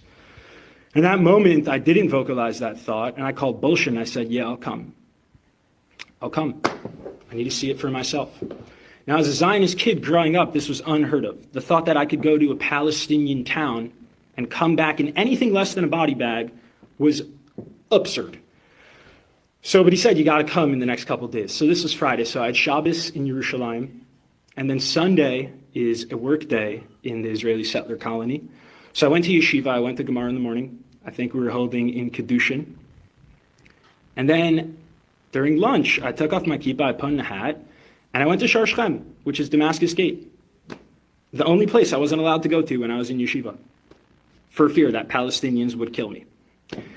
And the second I stepped into Damascus Gate, I essentially, I don't want to say became Palestinian, that's ridiculous. I had tremendous privilege as a settler, but I got to taste, maybe instead of a drop in the ocean, I got to taste the mist surrounding one drop in the ocean of what it's like to be subject to a settler colonial regime. And I got on a Palestinian bus, and for me, I was like, well, this is interesting that it's a completely different busing system. But even more than that, it's like all of a sudden was with the people who were supposed to kill me. And in fact, the very opposite happened, where when I was on a Palestinian bus, all of a sudden my sense of identity and belonging started to become Palestinian in terms of my sense of where my safety lies. And my sense of threat immediately became, holy shit, I'm on a Palestinian bus. I am being read as Palestinian in a fucking genocidal settler colony. I am about to go through an hour and a half of military checkpoints in knowing that this occupying army can do whatever they want to me, and the only protection I have is an American passport, which is way more than any Palestinian has, and I was still terrified. And I remember the process of just like this image of a Palestinian father being comforted by his daughter. This man's probably 65 years old, and just me just realizing in that moment, like, the deep humiliation that this person had to undergo. And he was someone privileged who was able to leave Ramallah to Jerusalem. And I remember just going through the Columbia checkpoint, IDF soldiers coming on, harassing us. And I remember going into the Columbia checkpoint and being on the inside of the wall and seeing the beautiful graffiti and seeing that there was a graffiti of someone, a kid with a slingshot. And my Jewish brain at the time said, wow, this is amazing. The Quran and the Torah are so similar. They also have an image of King David with a slingshot. And then after that, the bus kept going and the slingshot was pointed at an IDF soldier. And that's when it started to crumble for me, where I said, wait a second, who's who here? Who's David and who's Goliath? These are the same rocks that my ancestors used to resist oppression. And now these rocks of Palestine are being used by Palestinians to resist oppression too. And we have become our worst nightmare. I remember sitting in a bar in Ramallah. Sorry, the Israeli security apparatus, I don't remember who it was, but if you could find him for me, that'd be lovely, because I dearly miss him and he changed my life. I remember sitting in a bar in Ramallah, and this person just explaining to me, this beautiful Palestinian human just explaining to me, being so patient with me, speaking to a Zionist settler, speaking to me and just saying, like, dude, like, most people here have never seen Jerusalem. I'm like, what are you talking about? It's literally right there. It's like you have to be a male and 65 or older, or women 55 or older, or you need to have someone sponsor you for a work permit, but the only way they can sponsor you, there has to be an Israeli, and how the fuck is an Israeli gonna sponsor you if they don't even know you exist because you're behind the wall? Again, maybe the regulations have changed. This was my experience 5 years ago. It's probably gotten worse. And I remember him saying to me, he said, Shlomo, what would you do? What would you do if your entire life, the only person of the occupying army that you saw, and the only interaction you ever had with Jews were IDF soldiers who came in and raided you and arrested you in the middle of the night, put you under administrative detention, tear gassed your homes, cut off your water and electricity, arrested a bunch of your friends, and killed you and harassed you? He said, what would you fucking do? And I said, if you don't think that I would resist with every single fiber in my being, as long as I was alive, to liberate myself from this colonial hell, you are out of your fucking mind. I said, how dare you even ask me what I would do? I said, do you know my ancestry? Do you know who I come from? Do you know that my lineage, my grandfather survived Auschwitz.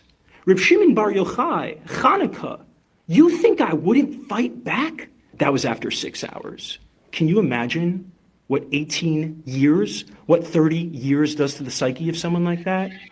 And y'all sit here and get confused with Palestinian resistance? Are you kidding me?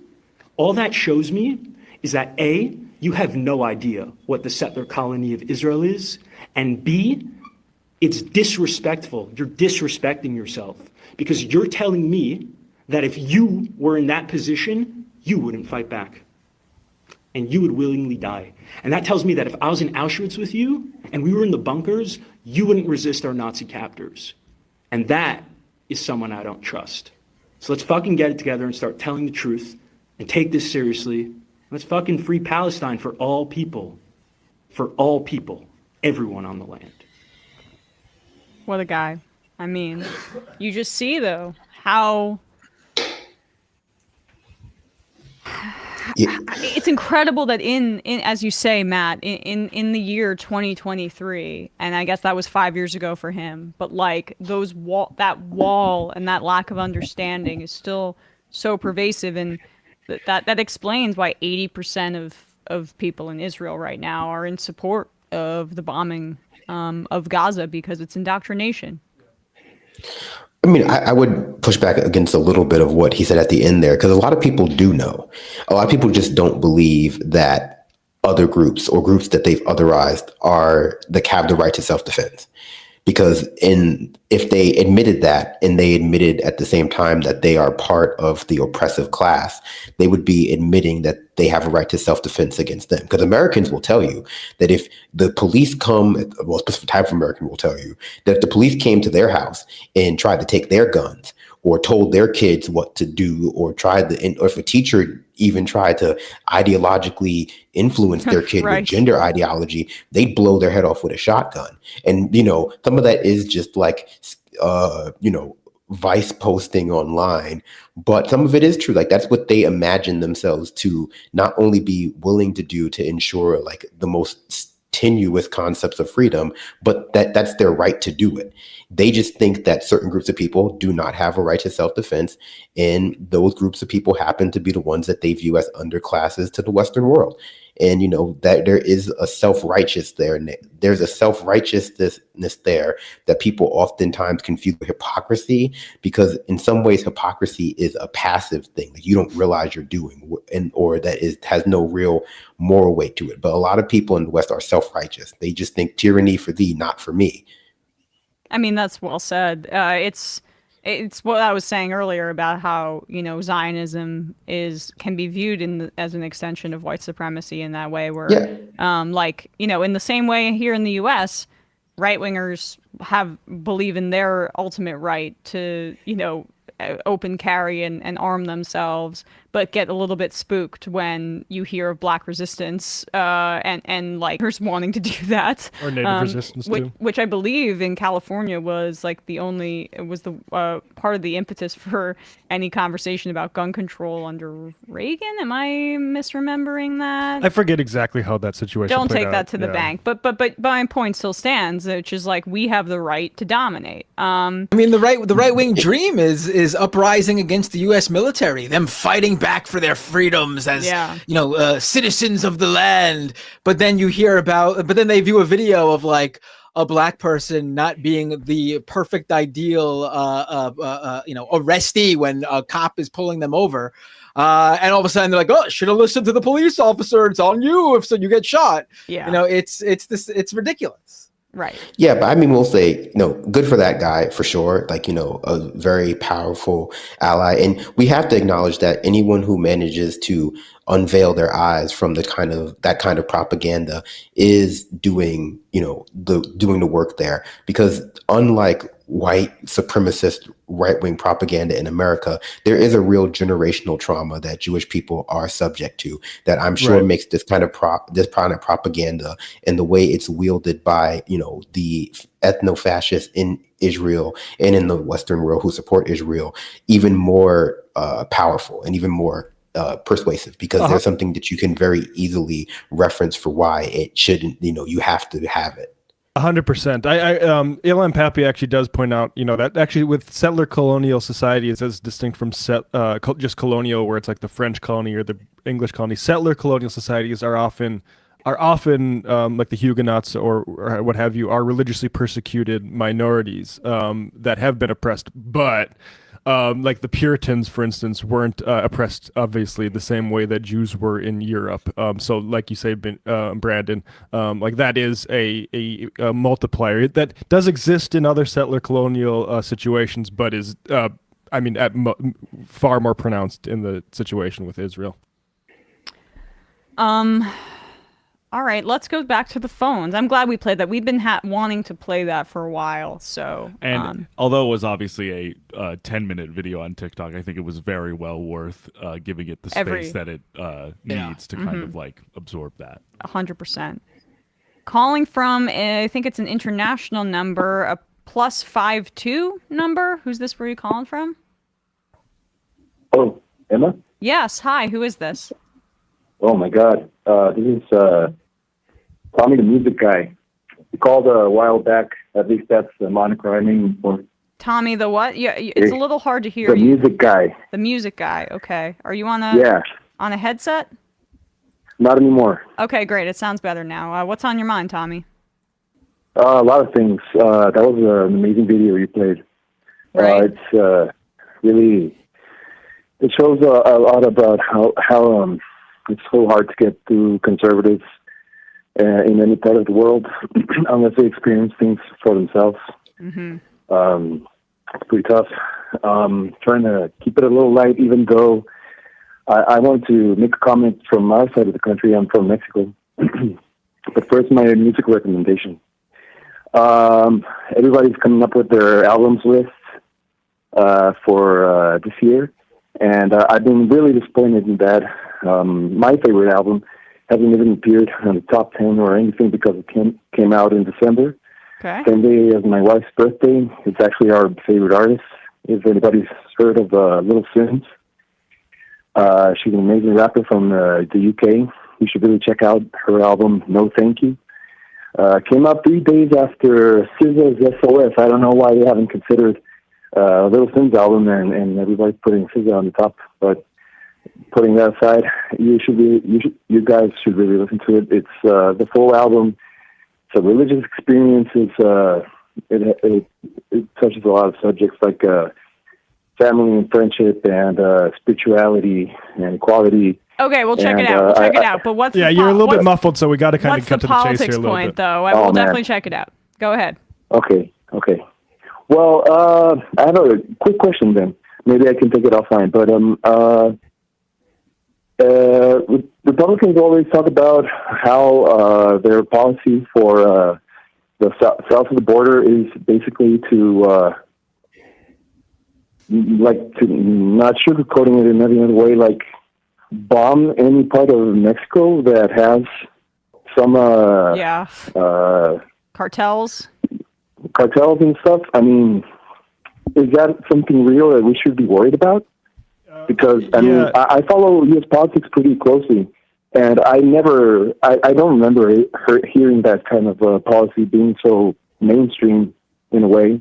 Well, it's crazy. I mean, Trump's been banging that drum. Go ahead, Matt. We've had a Kurt Hackbarth on Left Reckoning a number of times, and I mean, it's the sort of thing where you definitely need to take it seriously. I think, and I would like to hear somebody who knows more about military preparedness for me, but I kind of thought that was like, oh, we're pulling out of Afghanistan. Well, where are we going to drop bombs? We need a new place to drop bombs to get some bomb money flowing. And now that actually, we got plenty of places that are dropping bombs. Israel's doing good business for us now. I think that that's what the way I look at the border just by default is like another place for the military industrial complex to make money when we're not intervening somewhere in the world. But I also think you can't trust this Republican Party, and when they start making it a campaign issue that they want to invade Mexico, I think probably we would shell it. We would shell the crap out of it way before we would send soldiers down there to get killed, just because that's the way that America does stuff. The thing, you have to take it seriously regarding Trump, but I would say, there are a lot of barriers to that being a reality in the sense that, like, we have deep trade ties with Mexico and an alliance. Like that would be such a provocative action that I can't even imagine. And AMLO would, I think, raise hell. But that's kind of why maybe they would want to do it. Maybe. I mean, but it would be. But so AMLO's going to be out by the time. I mean, God forbid Trump returns, but if he returns, which kind of seems like it, I'm sorry, but I hear you. Yeah. AMLO's going to be out, and Claudia Sheinbaum is probably next in line, which is from her. She's from his party too. Yep. Which would be kind of a shock for such a misogynist country to have a first female president, and I think that should be a good thing. Although stranger things happened, but I don't know, like, what the relationship. I mean, what kind of relationship would she have with the North if Republicans get back? I mean, at this point, Biden seems pretty off. Yeah, it's scary. I hear you. Yeah, it's possible. I just think, like, I mean, first of all, like, we don't have an entirely rational political system, but I do think, like, on the rational side of things, it's like Republicans are actually doing good numbers with border communities, and I think making it a war zone, I don't think would help that. I don't know, but yeah, I think that's the thing. It's not on border communities because there is some violence in the north. I'm from Tijuana, and Ciudad Juarez, which is the other famous violent city, is also on the border. But that's not where the main issue is. It's mostly further south, where there's a lot of cover from jungles and open space in larger states. Where most of the cartels are concentrated. But in reality, there's cartel people all over the country because the economics of it all is all over the place. I don't know if you guys have checked Anabel Hernandez's books, where she does a lot of great journalism with speaking about the history of the cartels and how they formed and how they evolved into so many others, where it's really like a Medusa's head. I mean, you cut one off, there's 20 more. It's kind of a pointless war. All right, we'll check it out, Tommy. Yeah, that's Annabelle Hernandez. I'll check that out. Thanks for so the much. Recommendation. Yeah. Have a good day. Big up to everybody. Thank you. Yep. Kowalski says, I follow a few military experts that have talked and wrote about a military incursion into Mexico. Basically, no one thinks it would be a good idea and want the Republicans to shut up about it. Any conflict with Mexico endangers our closest and most important trading partner. Yes, that's what I was trying to say. But those groups of like right-wing military folks that everybody thinks should shut up, they often get their way in history. Yeah. Right. Also, no. They said the military folks want the Republicans to shut up about it. That's right. Yeah. Right. Also, it's notable. I've heard this in many different, a number of different contexts from like in certain House committee hearings and things, like the so-called nominal, like, anti-war Republicans like Matt Gaetz, who's Ludicrous. like, we got to get out of Ukraine. Marjorie Taylor Greene, get out of Ukraine, whatever. Like, they're only anti-war in what is not kind of like within their political priors. Like if they love Israel, they would be they're right. They're happy to fund Israel in terms of the violence there, and they'd also be more than happy to set off an air campaign into the Sinaloa Mountains to bomb the cartel, which is like craggy, inhospitable, very inclined to like people familiar with the terrain having the advantage there. Yeah. It would be a complete quagmire to do something like that. And so like that also gives light to how bogus their so-called like anti-war or like isolationist, even to the further end of it, rhetoric is. Yeah, totally. Tommy Hot Tub says, you are correct, Emma. In 1967, Reagan presided over the implementation of the Mulford Act, and it totally was a response to the Black Panthers and farm workers. Good. I'm glad my memory isn't completely shot. Let's. You were speaking about those fake anti-war folks. Let's play this. Oh wait, should we do Angie Nixon or Josh Hawley? What's better? The Josh Hawley thing might be good to play because he that's what I was thinking. After a literal Israeli settler said, "This is all the problem I had in the Israel settler colony." Yeah. Yeah. So this is Josh Hawley, and Ted Cruz got in on the fun as well. Tom Cotton too Tom Cotton. All three of them. Yeah. I mean, honestly, the Ivy League fascists. Yeah, the nightmare unholy trinity. It went after this Biden judicial nominee, Abdel Abdullah Manji.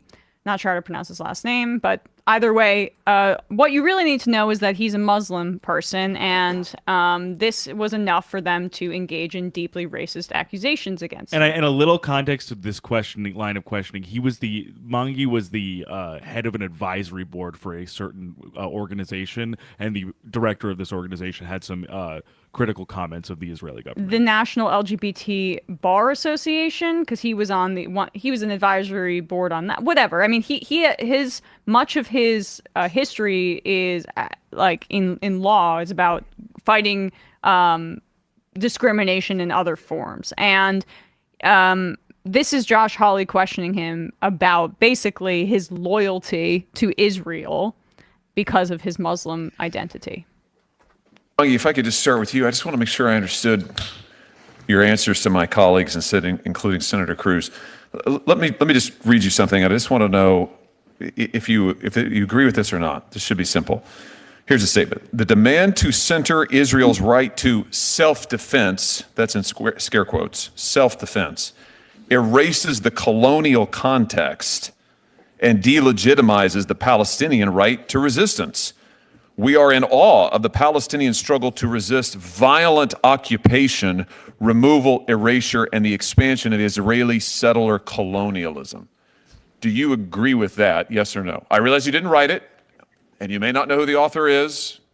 You may never have heard of these people before. I just want to know, does this represent your view, yes or no? So you have to answer. Senator, any attempt to justify what happened on October 7th, I have absolutely no... Well, that's not the context here. This is talking about any discussion of Israel's right to self-defense. Let's say what the context is. It's a letter from a 2021 director of Rutgers Center, saying that a ceasefire between Israel and Gaza wouldn't end the horrible conditions that people live under. So this is why, in the context of David Cameron, former Prime Minister of the United Kingdom, a Tory, actually, I can't remember exactly which flare up of Israel massacring people in Palestine it was, but said like, yeah, the attacks, and this was a case of they attacked IDF soldiers, which I will just say, not even referencing morality or righteousness, are an acceptable target under international law because they are occupiers. That's not my position as a radical leftist. That is international law.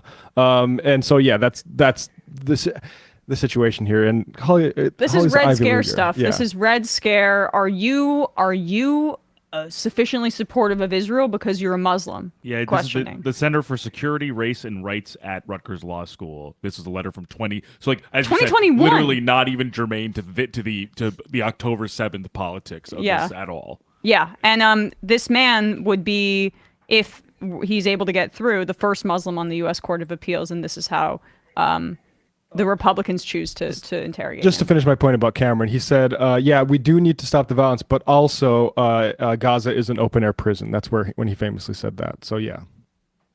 Defense erases the colonial context. It's calling Israel a colonial state.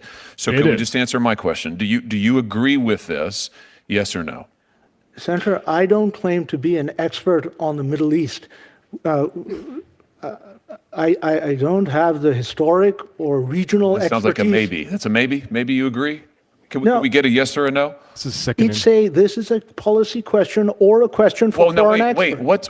That's what I don't understand. By the way, this was written by the director of the center you sat on the board of, that you advised. This is the director. Not even some him. random professor, the director, who published it in an open letter. So when you say it's a policy, what's the policy about calling Israel a violent settler colonialist state? Why is that a policy question? Yeah. The truth? Senator, that is not a statement that I had any involvement with. Okay, good. So would you condemn it then? You say this does not represent your views. Senator, I have no basis as a judicial nominee to cast views on the Middle East or what does or does not happen there. This is what you're not answering my question. I'm asking you whether this individual who said that Israel was a violent settler colonial state, I'm just trying to get you to say, do you agree with that or not? And I've asked you now 4 different times, 4 different ways. You're not answering me. Why is that? Why can't you just say, no, I don't agree with this? Let's try again. Yeah. Do you agree with this statement, yes or no? Senator, in order to agree or disagree with any statement, I need to have a sufficient factual background to assess it. So in other words, you can't say whether or not Israel is a violent colonial state. You think that's a difficult question? Oh, God. That is not an issue with which I have any expertise. Is the Holocaust also a difficult question? Does that need context? No. Is that a policy question? I am quite happy to address the Holocaust, Senator. Why aren't you happy to address this then? Why is it that an individual in the center that you directed who calls Israel a violent colonialist state, those are racist comments. No. Why can't you condemn that? I don't understand it. You won't answer my questions. You won't answer Senator Cruz's questions. You wouldn't answer Senator Kennedy's questions. I don't understand why this is complicated. Senator, I'm Pakistani. I didn't grow up in the Middle East. I didn't either. I didn't either, but that doesn't mean that I can't say that somebody who says that a Jewish state is a violent colonialist enterprise is wrong. This isn't a policy question. I can't let him go for 3 minutes just being racist. We do need to get to a point where people are able to call a spade, and Israel is these things. Now, I think the judge is right that it's not appropriate for him to just opine on stuff like that. But at a certain point, like he shouldn't even be in a position to do this. I mean, why is this happening to him? Of course, but it's completely unfair. But I do think, I don't know, maybe he doesn't have the expertise. I mean, right? Maybe. Right? Maybe. Or maybe he doesn't want to say it because it's politically going to be harmful for him.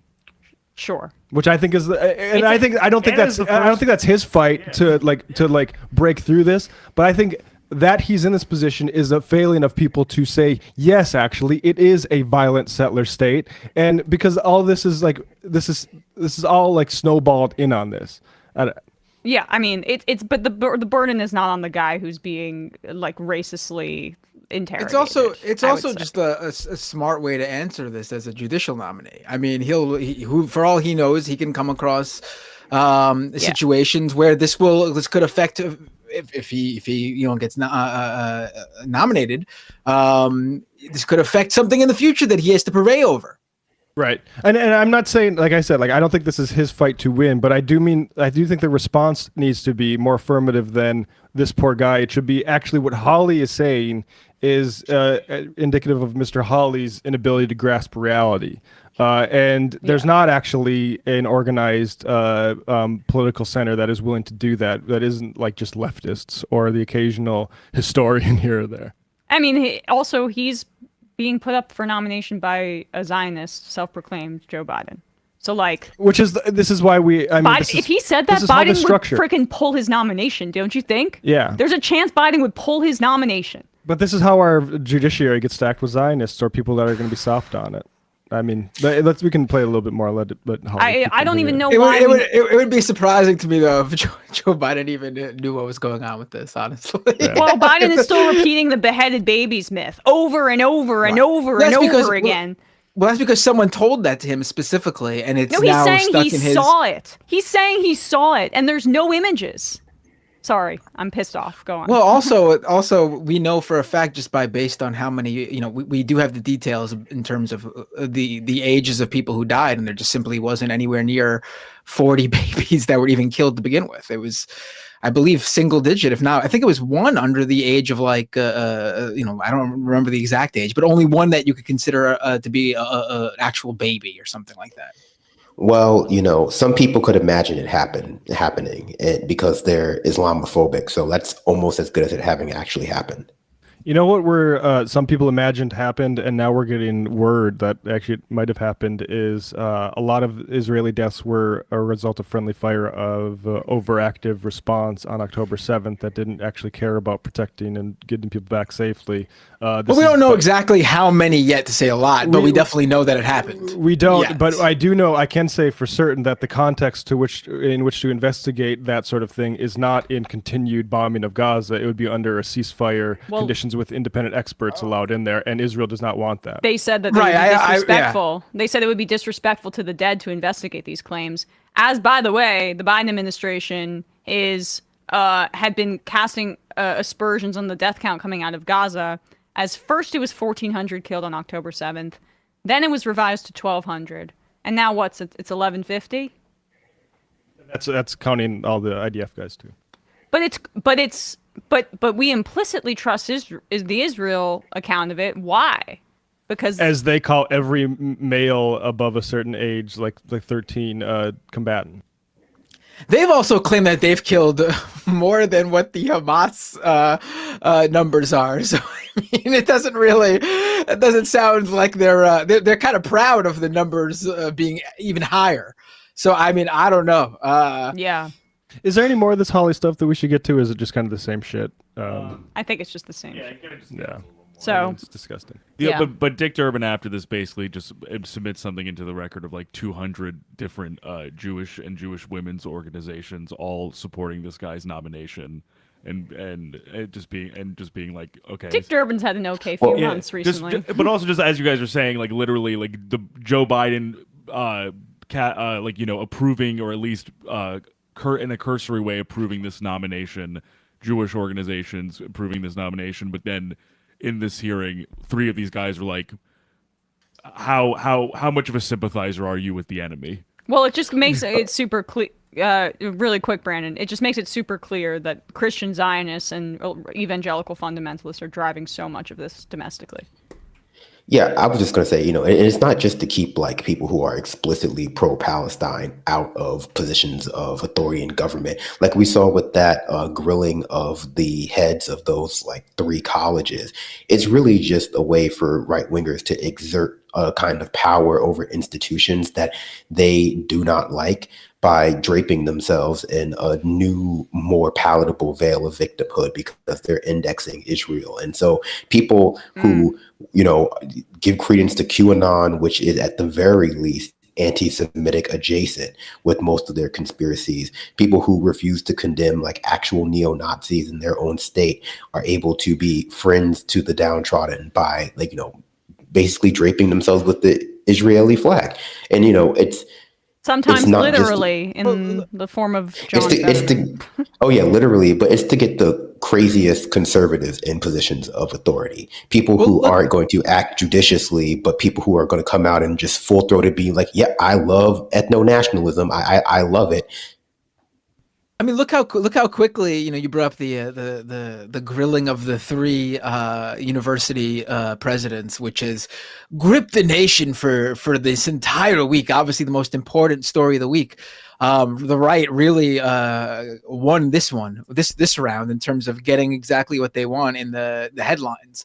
But it was actually kind of stunning to me how they sort of weaponized really in a short period of time the so-called, for them, concerns of anti-Semitism on these college campuses, and then so as quickly as they could take that conversation and make it all about diversity, equity and inclusion, DEI. That's quickly what they moved to frame it in a more right-wing framing of things.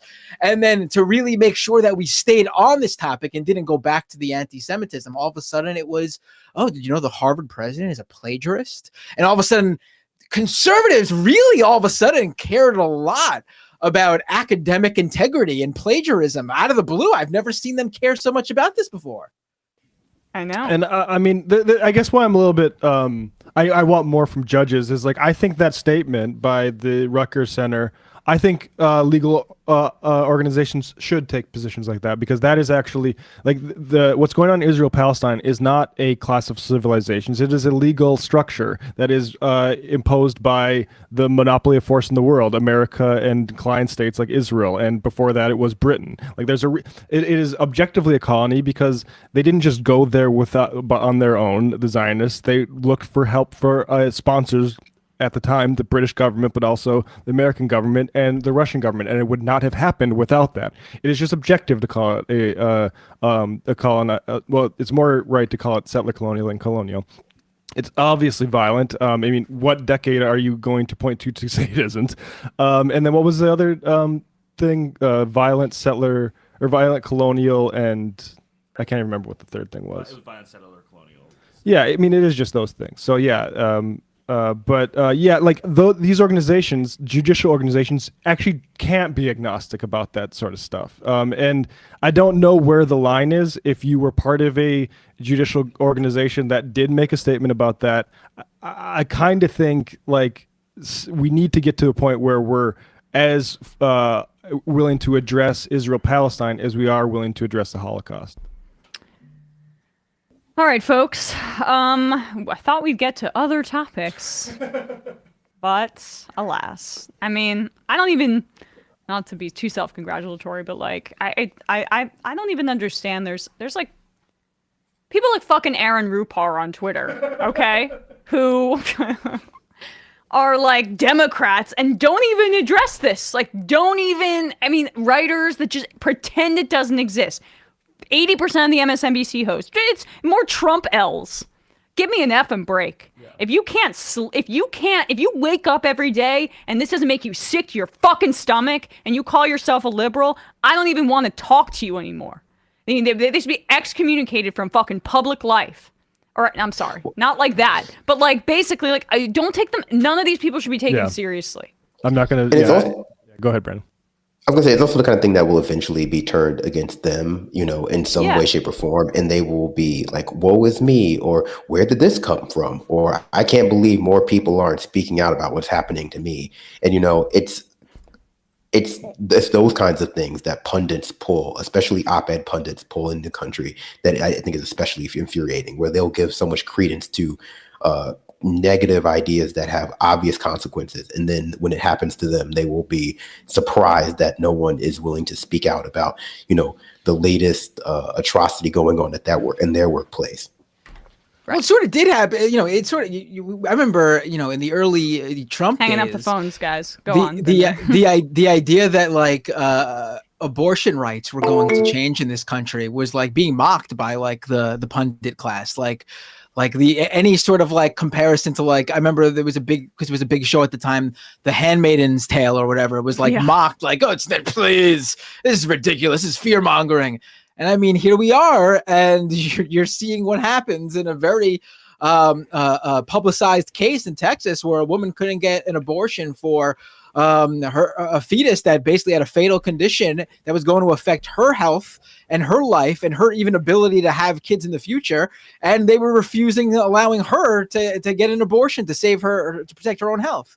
I mean, it's quite clear that things like that, that example has happened, and unfortunately it hasn't changed people. I mean, those pundits care so much about Trump being reelected, yet this issue is clearly going to affect Biden's chances, and you think that would sort of light a fire under their ass, but it doesn't. Instead, they're just blaming like American Arabs and American Muslims for not like how do you convince someone who lost a dozen family members in Gaza? How could you convince someone that, but it might be worse under Trump? The worst has already happened to them. I mean, why would they care if Trump's elected at this point? I mean, it's not going to affect them one way or another. They've seen it. Yeah. All right, gonna read some like 10 more IMs and then we gotta get out of here. Kowalski says, see folks, Emma has that methamphetamine badger New Jersey energy. I guess I do. I'm sorry. I don't mean I don't anyone think you're melodramatic at all. I don't think anyone should be excommunicated from public life. It's a bit hyperbolic by me. Cancel culture. It was like a mad pope. But I mean, excommunicated from like people's individual ability to take them seriously. Sure. I think it's really it's bizarre to me. Like the George Santos stuff or the House Speaker stuff. I have not been able to. I have to like hype myself up to care about it because it's my job. It's like learning Latin or something. Yeah, like that. right. Like, this is a dead language. None of this matters anymore. Anti-Globe Cuck says, hey y'all, I really enjoyed your interview with Rebecca Jane Morgan and I'm definitely going to order her book. She made a really important point that we should consider that not all TERFs are grifters and maybe actually hold sincere beliefs and concerns. That said, would you be willing to have a discussion or debate on this topic? Thanks, left is best.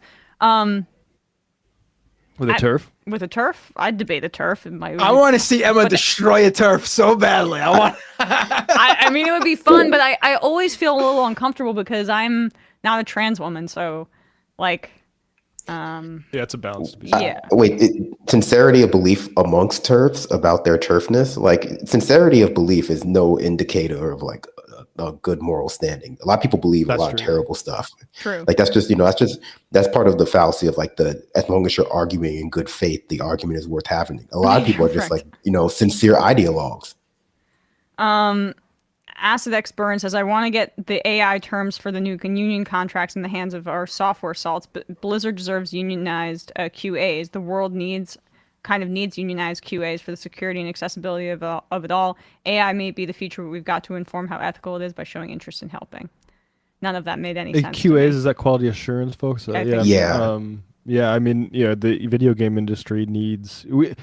If anybody has a guest to recommend, producers at MajorityReport.com. Or you can do Majority Or Majority Reporters, or I can't remember what our email address is. You can do MajorityReporters@gmail.com, usually the big clearinghouse for all of our Listen, if you could figure out how to send us an email, you will get a response. If you can figure out how to get me to check ours.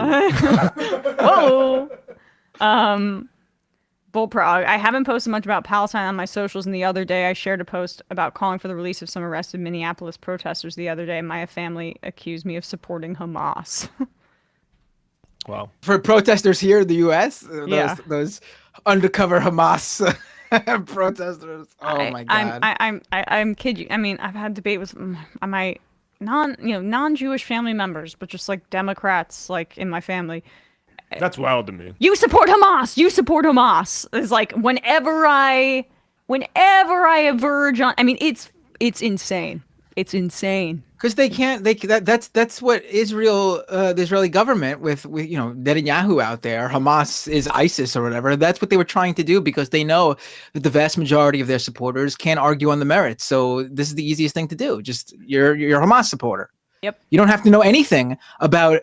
You don't know any historical context for any of this. You don't even need to know about everything relevant from October 7th on. If you could just say, "Oh, you're a Hamas supporter," easy peasy. Number 13 says, oh, I get it. Zionists have to view Palestinians and Arabs broadly as terrorists and or inhuman. Otherwise, they are forced to acknowledge within themselves that they're facilitating and committing evil. Nobody wants to be evil. Therefore, they double down. This is, of course, excluding those who are utilizing Zionism for colonialist expansionist purposes. Garrett says, don't worry, Emma, my husband is from Garden City on Long Island, and I tell people that he's from Queens or Staten Island. He follows that up with, at least it's not New Jersey. I have no skin in this game, having spent effectively no time in any of the above. I don't take Queens it that and Staten seriously. Island. Queens and Staten Island specifically is New Jersey. So that's, quite a lateral move. I don't know if saying we do not claim Staten Island. You don't have to claim it. It's just true. I also don't know if saying, outrageous. "Oh no, my husband's not from Long Island; he's from Staten Island," is much of an upgrade. Yeah, okay. It's sort of like a bilateral move. I don't know. Yeah, maybe we can. I can combine Staten Island with Long Island. How about that? Well, we'll meet in the middle. I'm reading Neil Davidson's book on nationalism. We're kind of getting a little bit late, but I do want to include this. And it talks about the war on terror.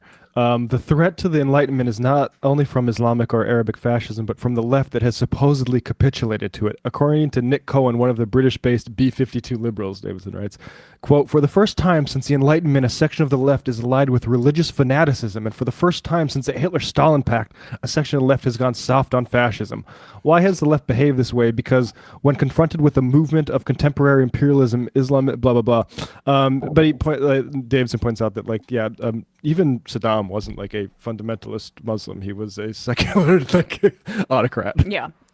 Charlie Sheeher, thank you for your righteously fiery rhetoric on this issue and on trans issues. I'm coming up on 2 years HRT this month, and the chuds dehumanizing trans folks like myself are rapidly hitting Palestinians right now. Times are scary, but I'm glad to hear people who will speak up, doing us proud, y'all. Mary Gamus. Thank you, Charlie.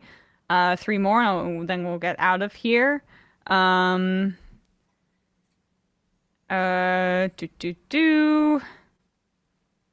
Finding. Emma's distant cousin says, saying that criticism of Israeli policy is anti-Semitic is like saying that criticism of U.S. foreign policy means you hate the troops. I mean, criticism of South Africa policy is you want a white genocide. Criticism of Saudi Arabia is Islamophobic. Apparently, it's odd how that. Well, they played that, but the West is too racist to be like, yeah, well, that's not what we. That's not. We're not picking up what you're putting down, okay? Joe Rogan for Prez says, if you're wondering why Liz Warren might be so hesitant to come out openly for a ceasefire, she lives right next to Harvard's campus in Cambridge, Massachusetts. I don't think it's like the proximity. I think it's just her politics, unfortunately. And I've had to come to terms with that. But she has usefulness, but it's limited at this point as the left begins to evolve beyond her. I think Gen Z is very pro-Palestine, and it's a sea change. But I forgot, it's because TikTok is indoctrinating them. Work. Yeah. Thanks, Soros. Thank you, China. And the final I am of the day, Ramona NH. When I was in a high school junior in 2008, I remember discussing the upcoming election in my homeroom. When my homeroom advisor said she could never vote for Obama because, quote, Muslims should not be in charge of the country. I spoke with the administration to try to at least get transferred to a different homeroom, but nothing happened except for a sit down between her, me, and the guidance counselor, where she assured me I misheard her and she would never say anything like that. Anyway, she ended up leaving the school at the end of the year to become a principal at an elementary school somewhere else. Oh boy. Oh. I remember, sorry, this is a quick aside. I had something similar happen, like in that my all-girls school, we would have like little group kind of homeroom-esque things where we'd meet a few times a week. And my friend, who's black, there was a girl there that said, well, you're not really black, right? To her, like when we were talking about racial justice. And a white girl, yeah. And she tried to talk to our advisor about it, and he did the same thing of like, let's sit down and mediate this. And I just remember, and I've talked to her about that recently because we're still close. And I don't know, it's just like incredible how those kinds of things like. Do you remember the beer summit with Obama? Mm-hmm. I forget, there was something. And Henry Louis Gates Jr. Yeah, like a cop arrested Henry Louis Gates Jr. on like his own front lawn. Because he was locked out of his house. Yeah, and then so the cop Obama organized like a beer summit. What kind of beer would that cup? Yeah. I would say, I went to a woke school, so all the white kids cried when Obama was elected. Like of in happiness? Yeah, and tears of joy. I thought that was implied, but yeah, No, don't worry, that was me. That was me. My atmosphere, the atmosphere when Obama got elected was actually pretty fun. I was at Minnesota State University, and it's in Fargo-Moorhead area, so ecology area, more liberal than the surrounding confines of Minnesota and North Dakota. Pretty evenly mixed between McCain and Obama people, and including my roommate who was a McCain supporter, and it was so fun. It was so fun to taunt people at that time. The first election you could vote in, and we voted for Obama, and you voted for McCain and Sarah Palin, you morons. Right. Oh, that was your first election you were able to vote in, so you missed the real party in 2004. When I got to vote for John Kerry. We really do represent different generations in this sense. Your first vote, Kerry. Your first vote, Obama. My first vote was Obama Part 2. Mine was 2016. What about you, Brandon? Obama Part 2, but I didn't vote for Obama ever. I supporter back then. No. Obviously, I was still riding that Ron Paul wave. No, I was just, I was one of those kids in the college. Oh, got you. All right. Well, anyway, I'm glad we covered that. Appreciate you all. Great show today. Thank you so much. And we will see you tomorrow. Also, quickly, Bradley will be out tomorrow because it's not his real wedding, but he's officially getting married tomorrow. I am. You're Congrats. doing the church part for your So fiance. in the eyes of the Lord and the state, I will be a married man tomorrow. Which is very exciting. So, yay! Thank you. Congrats to Bradley. That's what it means to be a mighty man of valor. Another leftist man off the market, ladies. Sorry. Yeah. Brutal. Yeah. Exactly. I hate to say it. But. Have you ever been on the market? Bradley's been with his fiance since high school. Yeah, I don't know. Yeah. I've basically never been on the market. Never been on the market. Another one of those. I was one of those too. He's decommodified. Yeah. The most leftist dating strategy. Exactly. All right, folks. See you tomorrow.